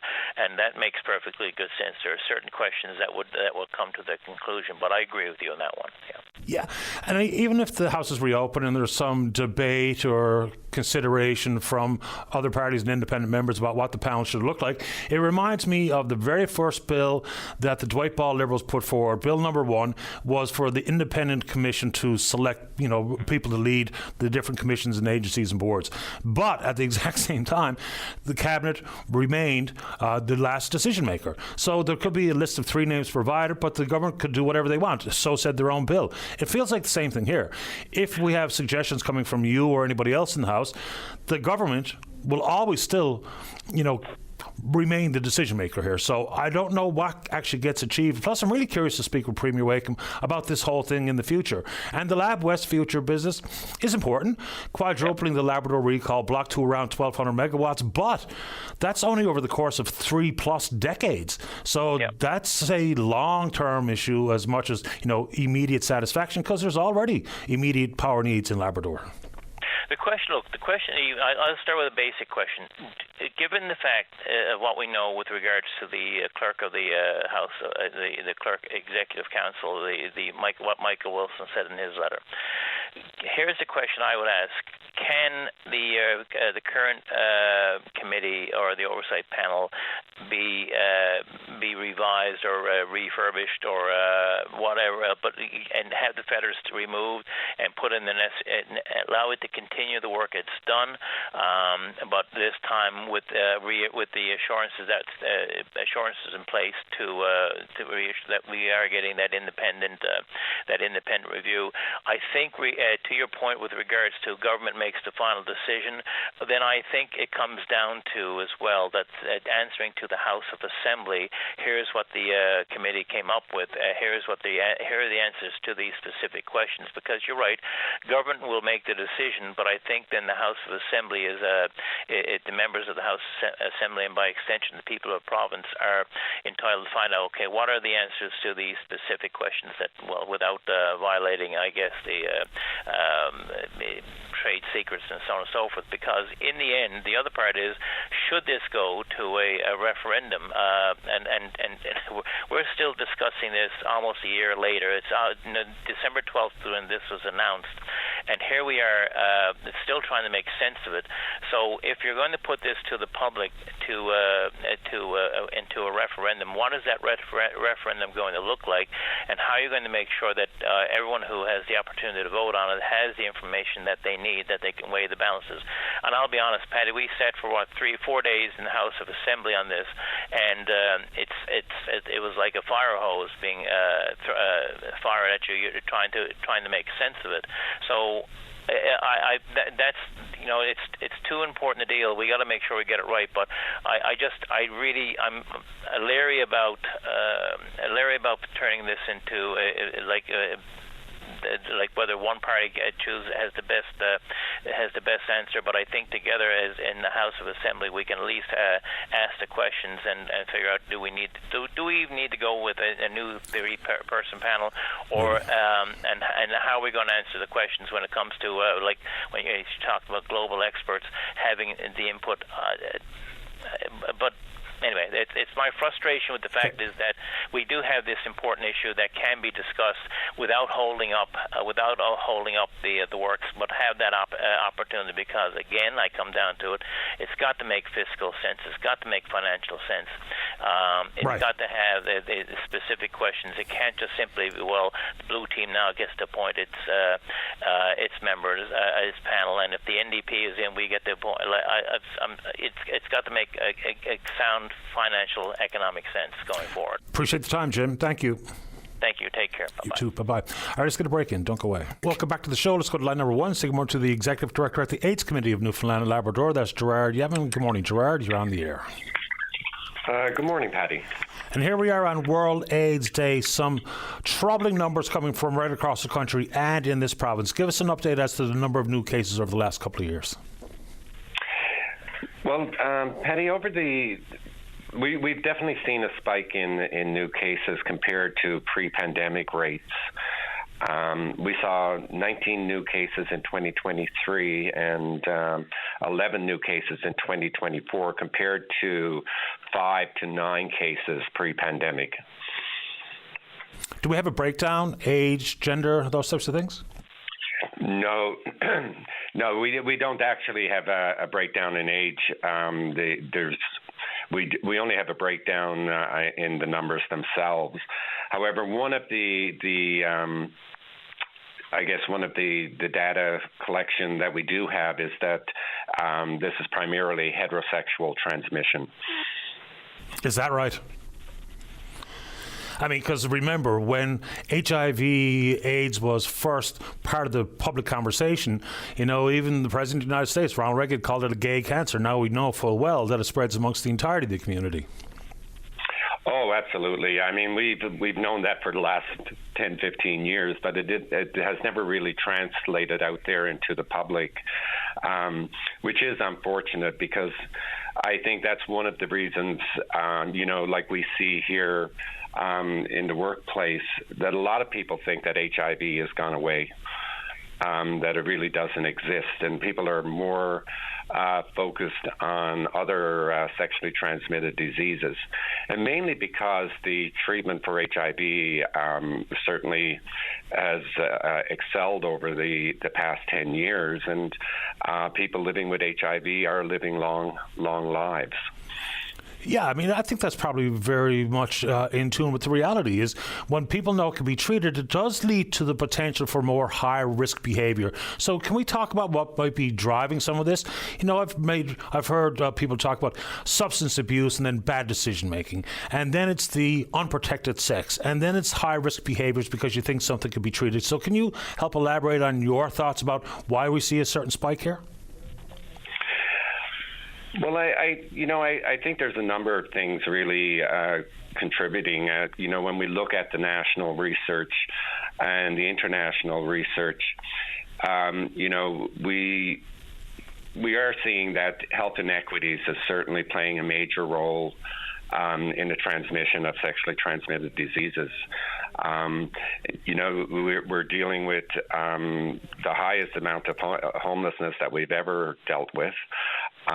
We have food inequity. We have extreme poverty within our communities. And I think all of these health inequities certainly contribute to poor decision making and the lack of access to education. Certainly one of the things that we have, been talking about for the last 10 years is the lack of education within our schools. We are really due for a robust sexual health program within our school system. And I know funding has been slashed dramatically across the country for prevention programs. Yes, and not only for Canadian programs, but also for international programs.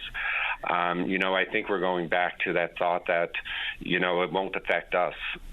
When we see that the money withdrawn from UNAIDS and the Global AIDS Fund, and we're seeing millions of people being affected by HIV in third world countries, that all translates. We're a moving world, and I think we're somewhat going back to where we were in the 1980s and 1990s when we were fighting this, of thinking, oh no, it will never come to Newfoundland.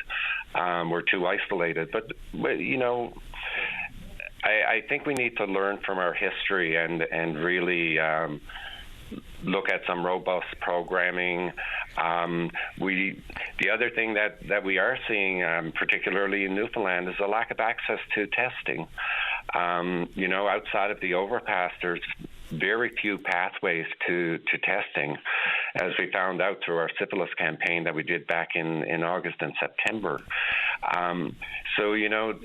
Really, we really need to look at the entire health system, from community programming to prevention education, and then to testing, treatment, and support.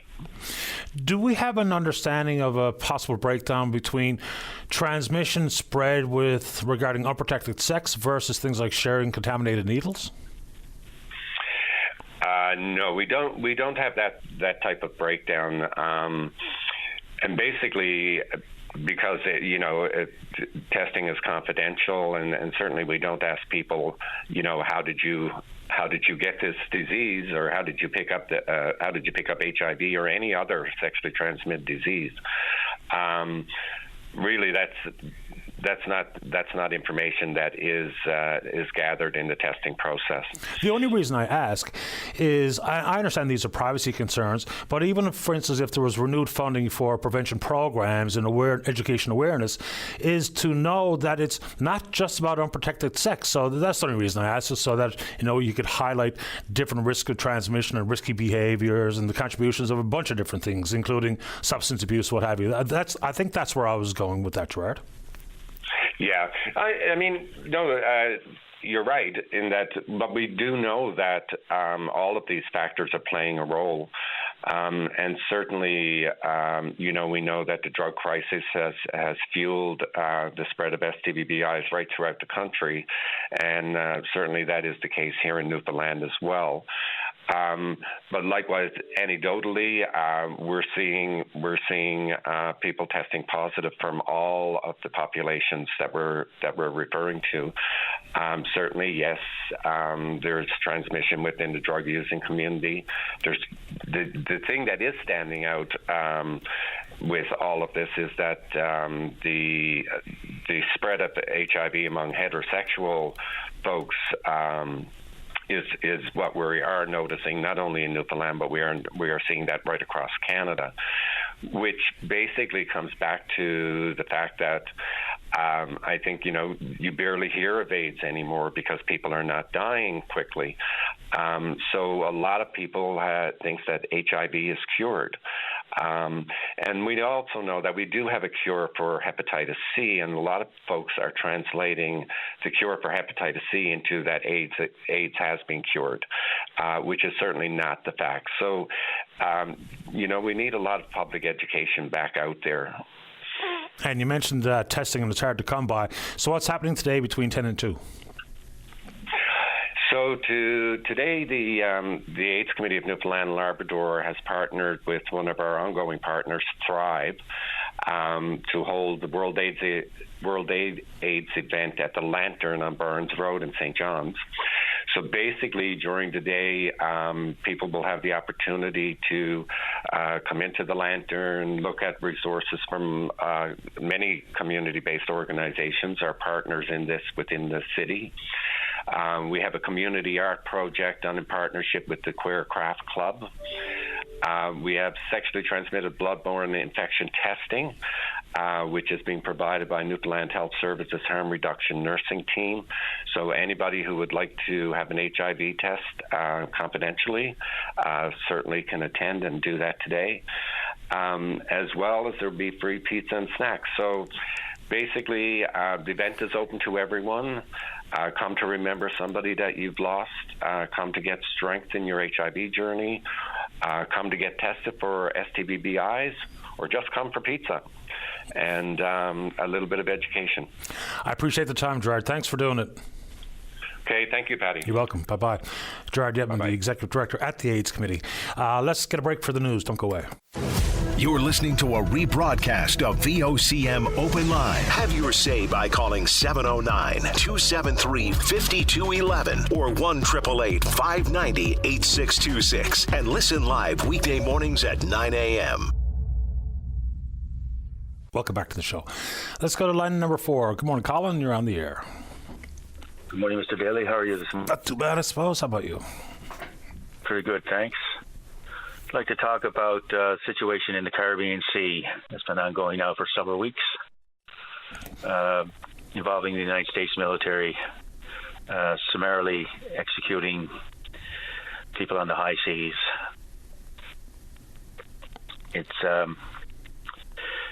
Trump has given orders to, on its face, it appears to be orders to summarily execute people whom he believes are threats to the United States, that these fast boats, marine craft are drug runners, and he believes that they are a threat to the United States national security, so he's ordered the U.S. military to attack these vessels, Yeah.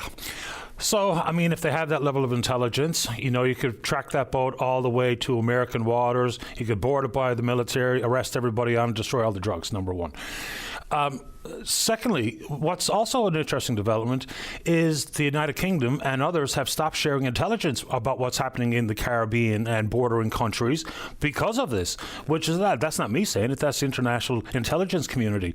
But I think the one that's getting a lot of the key focus here now is whether or not there was an actual spoken directive from Secretary Hegseth to the military to go back and destroy the boat where there were still some people who had survived the initial strike. And it doesn't matter if you're a Republican or Democrat or whoever you support in this world, those rules of engagement have been settled by the Geneva Convention, to which all these countries have signed on to. You're absolutely correct. And if it's a state of war, on its face, that would appear to be a war crime. And if it's not a declared state of war by the United States, that would fall under civilian murder statutes. So either way, it's either a war crime or it's potentially first degree or second degree murder. You cannot just people who are in the water after an attack like that, holding onto the wreckage of the boat. They're clearly not a threat to anyone. And to order, if it is the case as you state, that Hegseth ordered a return engagement by the United States military to go back and kill those people who are in the water, they're sitting ducks. That's a murder. On top of that, and again, this is not about political strife. This is about rules of engagement as per the Geneva Convention. It goes on to say, not only can you go back and target wounded, quote-unquote, participants, but you're also obliged to apprehend them and offer care. You can't just notice that they survived the initial strike and then just turn it back on them and just let them drown. That's also part of what the United States has agreed to with the Geneva Convention. So it's complicated stuff. Do I know what Hegseth said or did not say? Of course I don't. But you know who initially reported this? The Washington Post. So, yep. I mean, Jeff Bezos has proven to be very, very friendly of the Republican Party and very friendly to Donald Trump. And so if the Washington Post is reporting it, then I think that adds another layer of complexity to this one.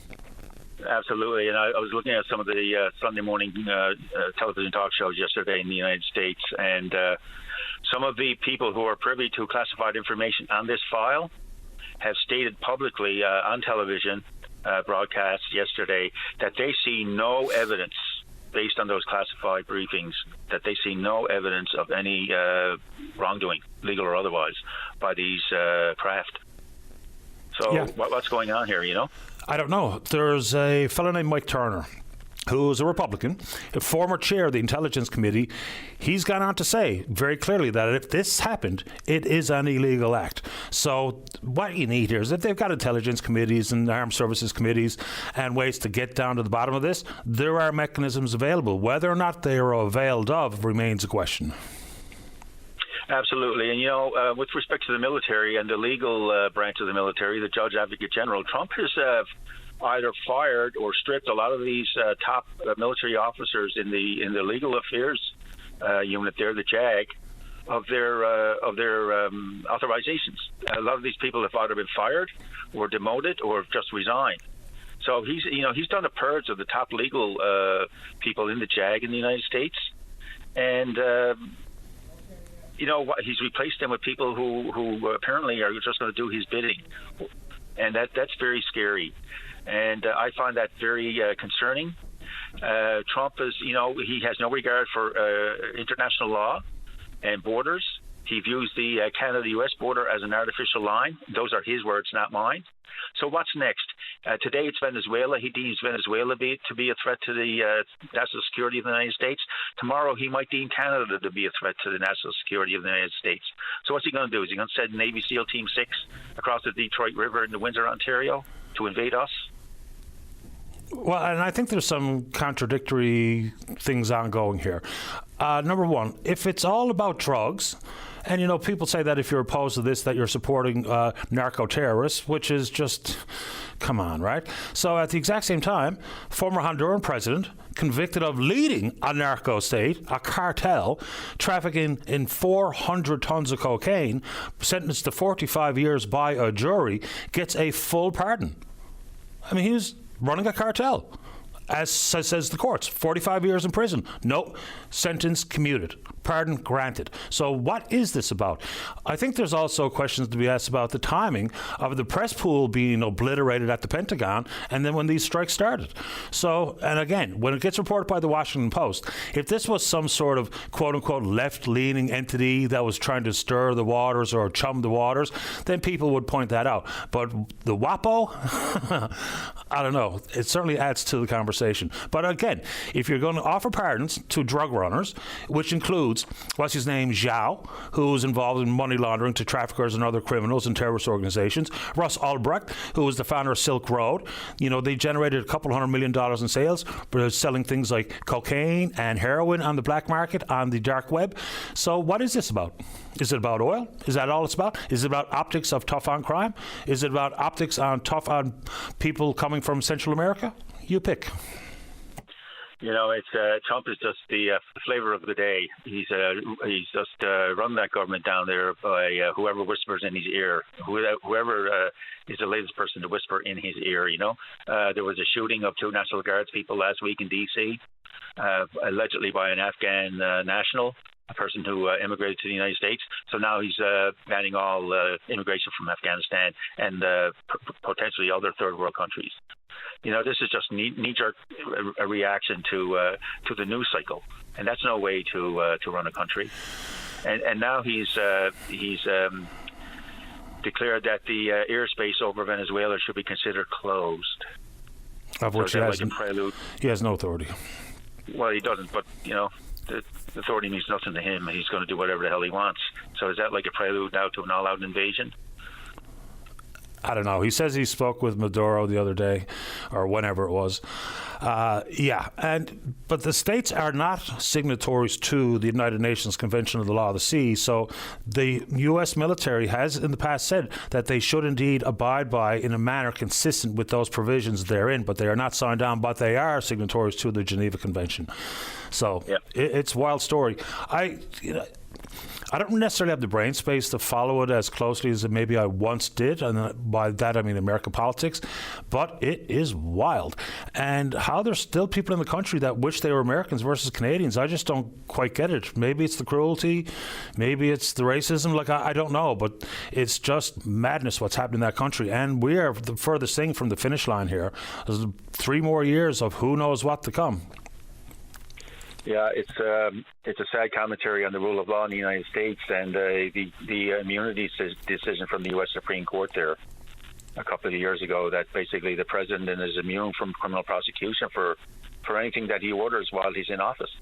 So he could do something he could order the murder of people, like allegedly might be done here, and he can't face any criminal prosecution. But Hegseth can, and all the other people down the chain of command at the Department of Defense. But he gets a free pass. Nobody's above the rule of law, right? Even though he's threatening to have Joe Biden charged with perjury, even though he's the man who went for the immunity rule at the Supreme Court. It's all so disconcerting and disconnected and unbelievable. I appreciate the time, Colin. Anything else? Merry Christmas to you, sir, and your family and everybody at the OCM and everybody out there listening to my voice. You take good care. Cheers. Bye-bye. And Merry Christmas to you. Let's get a break, and when we come back, we're talking early childhood learning. Don't go away. Welcome back to the show. Let's go to line number 2. Audrey, you're on the air. Good morning, Patty. How are you? Doing okay. How about you? Doing okay. Thanks.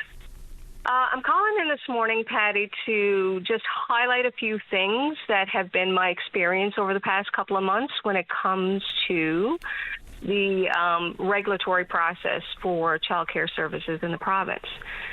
So there is a Canada-wide early learning childcare program that's been in place since 2021. Well, actually prior to 21, but we have an agreement in place right now from 21 that is supposed to carry us up to 2026. Mm-hmm. And under that program, that is a federal program connected to the province, there would be funding available to provide regulated childcare spaces in the province. Part of that mandate is for family childcare homes to be incorporated into that program. So part of my experience over the past 6 months has been looking into trying to provide a regulated childcare service in my area, which is St. Mary's Bay, about an hour and 20 minutes outside the city. So we fall under rural district. And I've come up against many roadblocks over the past 3 to 4 months, for sure. And part of that is I'm being told that there is no longer monies around to support the approval of family child care in this area. So I have many questions, one of which is what happened to the dollars that was supposed to carry us to 2026? And the other question, or the biggest question I have, is where does that leave the families in my area that cannot avail of a regulated child care service? Excellent questions. So in the most recent federal budget, now these are multilateral agreements, and the initial bit of money that came in is very much like school lunch, and then the control and the responsibility was falling primarily to the provinces and territories. So is that where we are now, that this is a provincial question, or does this remain a federal question? No, at this point in time, I believe it's a provincial question, I think you're right. I mean, yeah. There's negotiations happening, I'm sure, across the federal connections about where we go from here and where we go after 2026. But right now, in the time frame that we exist in, I think it's very much a provincial question about why is it that we're in a time and space when families cannot avail of this program that we've signed on for at least till 2026. And, where does that leave us? We have had conversations over the past couple of years about the crisis of childcare. We know that not all families are able to access the $10 a day program, which is our affordability piece under that program. But I'm looking at it from an accessibility piece as well.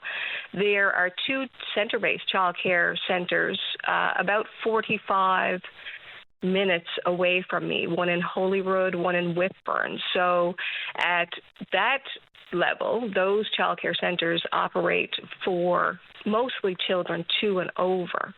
And that leaves families with infants, which are usually your biggest call because their mom's returning after maternity leave, with no regulated childcare availability, accessibility. And again, that brings me to the next piece of that Canada-wide early learning program about quality. What quality of care do families have to look forward to? If they can't access a $10 a day program or a regulated childcare service, then where does that leave them? Where does that leave them in attaching to the labor market, economics, the whole, we could go round and round about where that leaves families. So at this point in time, I'd really like to know what happened. Yeah, it's a good question, and the basic answer to where does it leave the families, high and dry, unfortunately. So we've, had some benefits conversations for early childhood educators. We've talked about, access and affordability, but until you have some support to actually start up a regulated or unregulated childcare space, then what then?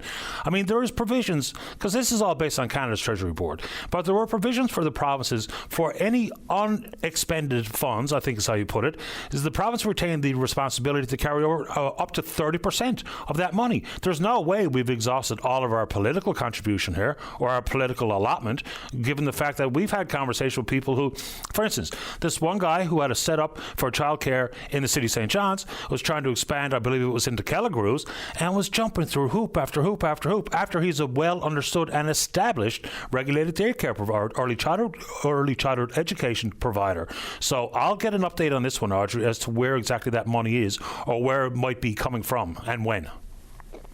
Yeah, and that would be great. I mean, I'm not the only person. I recognize that. I know I've had conversations over the past little while with many who are in the same predicament. I guess I come at it from an angle of part of that agreement in the very introductory statement on the website says that it was for rural childcare. Yep. And there's not a rural childcare space in my area for 45 minutes on either side of me, and neither one of them offer infant regulated childcare. So basically, there's nothing.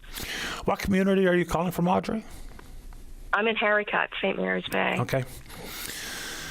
Yeah. So I appreciate that, Patty. There's been a lot. I've done a lot of digging. I've had a lot of conversations, and I'm up against a roadblock at this point to proceed any further. So I would really like to know, if there's any next steps or, where things sit right now. What are we looking for the future? It's an excellent question. It becomes somewhat problematic here where we still feel like, or it seems like, we're in this transition phase, but that doesn't mean that senior bureaucrats don't remain, whether it be a Department of Income, Security, Social Development, or Education, or whatever the case may be. So I'll try to get an answer as soon as possible. Perfect. I appreciate that, Patty. I appreciate your call. Thanks, Audrey. Okay. All right. Bye-bye. I mean, everything about affordable, accessible childcare makes sense. And, I try to stop calling it daycare because we really need more early childhood education as part of that. 90% of your brain is developed by the time you're 5. So getting it right, and study after study after study shows the absolute benefit in academic outcomes, whether they measured at grade 3, grade 6, grade 9, grade 12, if you've had junior kindergarten for 4-year-olds and or quality early childhood education. So it's kind of in our collective best interest. And, we got the affordability hit, but we don't have accessibility hit. And people say, look, if you have kids, it should just, should be on your dime, no support from taxpayers. But again, report after report shows the overall and across the board economic benefit for if and when people can get affordable, accessible childcare. Let's get a break in for the news. When we come back, the topic entirely up to you. Don't go away. The Tim Powers Show. Join the conversation weekday afternoons at 4 p.m. on your VOCM. Welcome back to the show. Been asked why downplayed the good economic news shared last week by Stats Canada for the third quarter. Not so sure that's what I did, but let's get into the numbers, and I guess I have to justify what I said. So we saw that the Canadian economy grew an annualized rate of 2.6% in the third quarter. All right. They point to some of the primary inputs that saw that annualized growth rate of 2.6%. Primarily, they talked about defense spending. There was an uptick in the amount of crude oil exports as well. So those couple of things, on the pathway to 5% of GDP by 2035, we will indeed see GDP impact on defense spending. But some of the key measures here are pretty flat. Private sector investment is absolutely flat. So, we can talk about housing starts and defense spending. I mean, government will indeed see a GDP growth because of defense spending commitments. And some of that is kind of smoke and mirrors too, right? Is all the aviation services at Transport Canada are now part of the military. All of the services of the Coast Guard are now part of the military.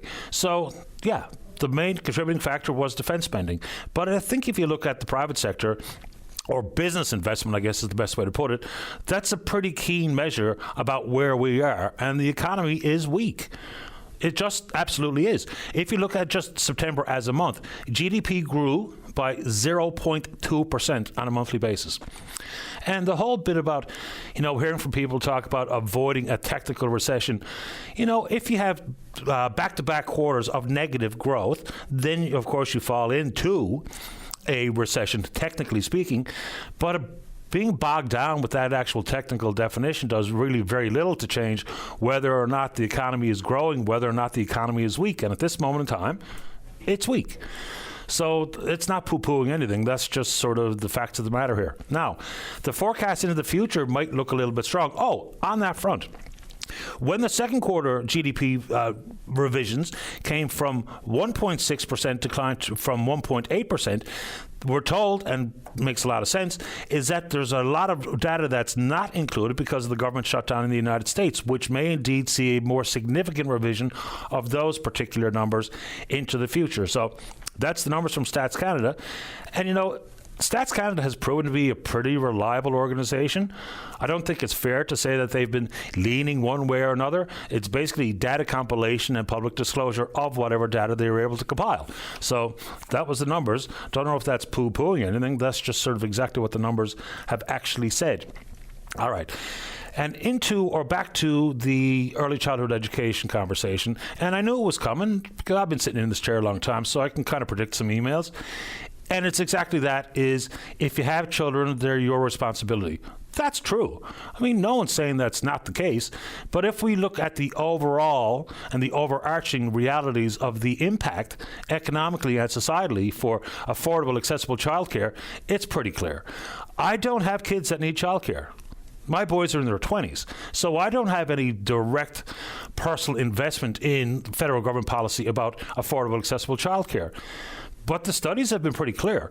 I mean, I hate to go back to the province of Quebec, and we can talk about Quebec implications on other fronts, but they were the first province in the country to take on and tackle affordable, accessible childcare.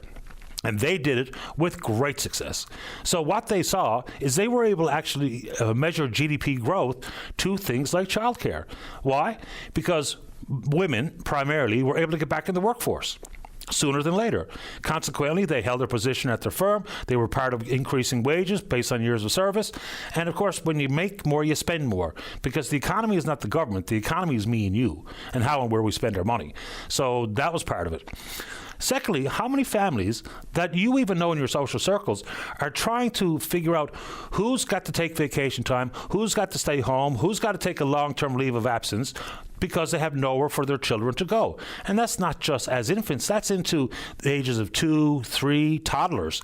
So again, if you take people out of the workforce, the tax base shrinks, you have less disposable monies, and consequently you spend less. Well, I suppose unless you jack up your credit cards, and household debt is at an all-time high in this country. So people getting back to work is good for all of us, regardless if you have any children.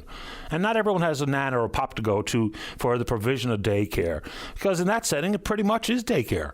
Now, some nans and pops might do everything under the sun to read with their grandchildren and other things that are part of early childhood education. So it's one thing for the tax base and GDP. It's another for children. Again, don't take it from me. Take it from reports that have been done over the years with consistently and constantly the same outcomes here. The better we do in early childhood education, which includes pre-K or junior kindergarten, is best for the child into the future. It's not about just learning how to socialize and how to understand sharing and how to understand no and some adherence to rules. It has an academic outcome impact. Academic scores and outcomes for children who were part of early childhood education and specifically pre-kindergarten did well, or did better in school when compared to those who did not have access to junior kindergarten or pre-K. And as David Philpott, formerly professor at Memorial University, doing a lot of work on that front, it's a two birds with one stone kind of conversation. If we can expand the junior kindergarten or pre-K conversation to schools, as many schools as possible, given on space restrictions and staffing and what have you, the farther we can spread that program, it comes with two positive outcomes. The kids are likely to do better in school. And secondly, you take all or the majority of 4-year-olds out of the early childhood education system or the daycare system, you free up all those additional spaces for infants. So there's a lot of good can come from it. And, you talk about the level of investment required. When compared to positive outcomes, it's just the right thing to do. It just has been. And no report that I've ever seen has pointed to any of the downsides of making sure we get it right on affordability and accessibility. So Audrey's question about where we are provincially about access to funding to get some of these regulated childcare spaces up and running, and in her case out in St. Mary's Bay, she lives in Harrogate, probably a very good idea and a good question, which we will try to get to the bottom of. Let's take our final break of the morning. When we come back, let's talk with you. If you're in and around town, 709-273-5211. Elsewhere, toll-free long distance, 1-888-590-VOCM, which is 8626. We're taking a break and then we're coming back. Welcome back to the show. Another segment on clarification. So I spoke to the fact of the medical assistance in dying conversation. That happens across the country. It's an important one to have. So I'm not so sure how people hear what I say, but in 2024, over 16,000 people availed of medical assistance in dying. So that's 5% of all deaths reported in the country. And the conversation is not about whether or not it's a good thing. I said, try to summarize what I said, is the problem for me is how it's been offered sometimes. So we've heard stories from Veterans Affairs, we've heard stories from veterans themselves. I made specific mention of a couple of ladies in Manitoba who we eventually got medical assistance in dying, as opposed to some of the additional supports they needed to stay in their own home, to manage their symptoms, to manage their pain into the future. But MAID was the option offered. Now, the process in the country, and it should be abided by. For starters, MAID should not be the first option offered to anybody, regardless. So here's how it's supposed to work. And it's incumbent on people in the healthcare field to follow along with these guidelines in this process. First, you have to initialize a conversation with your doctor or your nurse practitioner. So you discuss all your questions, you talk about other available options, not just about MAID. It's just, and the first conversation is simply information gathering. It is not a formal request. Upon that initial conversation with your doctor or your nurse practitioner, then you have to submit a formal written request for MAID. At that time, that request must be signed by an independent witness. So you're not just left of your own accord. An independent witness has to sign the written request. Also, importantly, you can withdraw that request at any time. So that request process unfolds. Then you have to get 2 independent assessments. So whether it be the 2 doctors or nurse practitioners, they have to assess your eligibility. They have to be independent of each other. They also have to confirm that all the other criteria was met and all other treatment options were considered and people were made aware of the options. If you're not if you're not nearing the end of your life, one of the assessors has to be a specialist in the condition that that's causing all your pain and suffering. So, for instance, your oncologist, if it is indeed a cancer diagnosis and bleak prognosis. Then there's a procedure finishes off with a final consent. So nothing takes place until you've given final informed consent to receive MAID. And that's just before the procedure takes place. So it's a pretty lengthy, detailed process. So I know why some people have concerns with it. But I can only speak for myself. If I'm facing certain death and misery of pain that is going to go unmanaged, no cure, no treatment is going to prove effective, period, it's something that I think I'd have a conversation with my family and my doctor about. And again, that's only for me.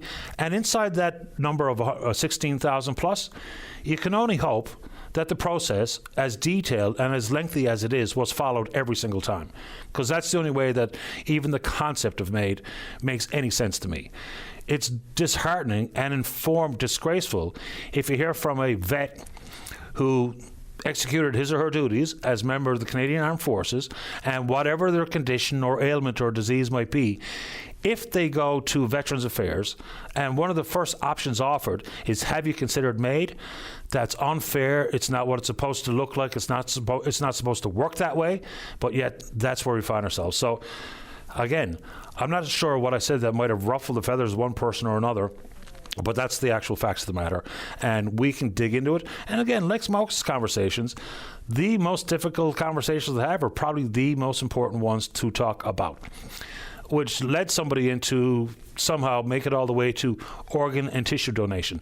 I really can't speak to any of the specifics on that front because I guess it depends on what you're suffering from as to whether or not your organs or tissue are actually harvestable and can be used by another Canadian.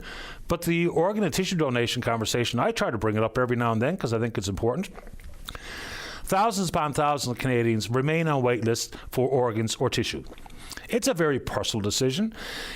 There was a exercise undertaken in Ontario where they simply added to your tax return, just like if you tick a box that says you want to get your HST return, is whether or not you want to be an organ donor or a tissue donor. And they added a huge number of people to their donor list simply by adding it to the tax return system. So I think that just makes sense. In this province, it used to be all about your driver's license. It's not any longer. It's go through MCP, make your wishes known. Then next steps, and important next steps, are speak with your family to once again make your intentions known so there's no confusion upon your death. Then it's the concept of opt-in versus opt-out. Currently, it's opt-in. If you want to be an organ or tissue donor, you make your wishes known, so you've opted into the program. Then it's the concept of what happens if we change it to you're automatically an organ or tissue donor and you have to opt out. If you have some personal concern with it or religious concern with it, or you just don't want to, then you opt out. We'd probably go a long way to satisfying the wait list for people who would desperately are in need of an organ transplant and or tissue transplant. So the thought there is, and we're told by people who know way more about it than me in the system here, we're simply not prepared for opt-out in this province. We don't have the resources. We don't have a lot of things that are required for opt-out to be actually manageable in this province. But let's get a final word this morning to go to line number 2. Elks Club President Matthew Moss. Hiya, Matthew. You're on the air. Good morning, Patty. Morning to you. I wanted to let your listeners know that the 60th annual Elks Club Christmas raffle is on tonight, running through until Thursday evening. Had one of your faithful members, Rob Strong, on the show talking about it last week as well. So hopefully that can drum up some support. Wet the whistle of the folks out there about what kind of stuff you can win at the raffle. We've got pretty standard fare, a turkey for your Christmas table, salt beef, Christmas biscuits, and some beverages. And we run cash wheels as well, a 50-50 cash wheel. How successful has the Christmas raffle been over the years, Matthew? Well, like all things, a little up and down, but we put close to $10,000 back into charitable causes in the community from year to year, and we're hoping to do that again this year. Who are the charities of choice? This year, it's Home Again Furniture Bank, the Mon Campus Food Bank, and the Single Parents Association of Newfoundland and Labrador, and also Elks Canada's national charity, the Elks and Royal Purple Fund for Children. 4 very worthy charities. I mean, you know, we see the numbers at the Single Parents Association, at Munn's Food Bank. This time last year, they actually had to close temporarily because they could not keep up with the demand, nor did they have the resources to actually help amongst the student community. So good on you, Matthew. Anything else while we have you this morning? Well, yeah, the need is there, so I encourage folks to come out and have fun helping us help others. Appreciate your time. Keep up the good work. Thank you, sir. You're welcome, Matthew. Bye-bye. Matthew Moss, the president at the Elks Club, which, of course, is located on Carpathian Road here in the city of St. John's. They've been going strong, but like a lot of outlets and service organizations like the Elks, and you can add whatever one you want into the Kins and the Lions and the Rotarians and whatnot. I can't speak for all of them, obviously, but participation or enrollment in some of these service organizations maybe isn't quite as strong as it once was. And I think if you look at the average age around the table, it's probably much higher than it has been in years past. So if you're interested in the Christmas raffle, the Elks Club on Carpathian Road, this evening it begins and runs right through Thursday.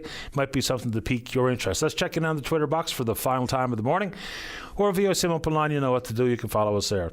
Email address is openline@vocm.com. My favourite is when you join us live on the programme, and you'll have that opportunity tomorrow morning as we pick up this conversation here on VOCM and Big Land FM's Open Line.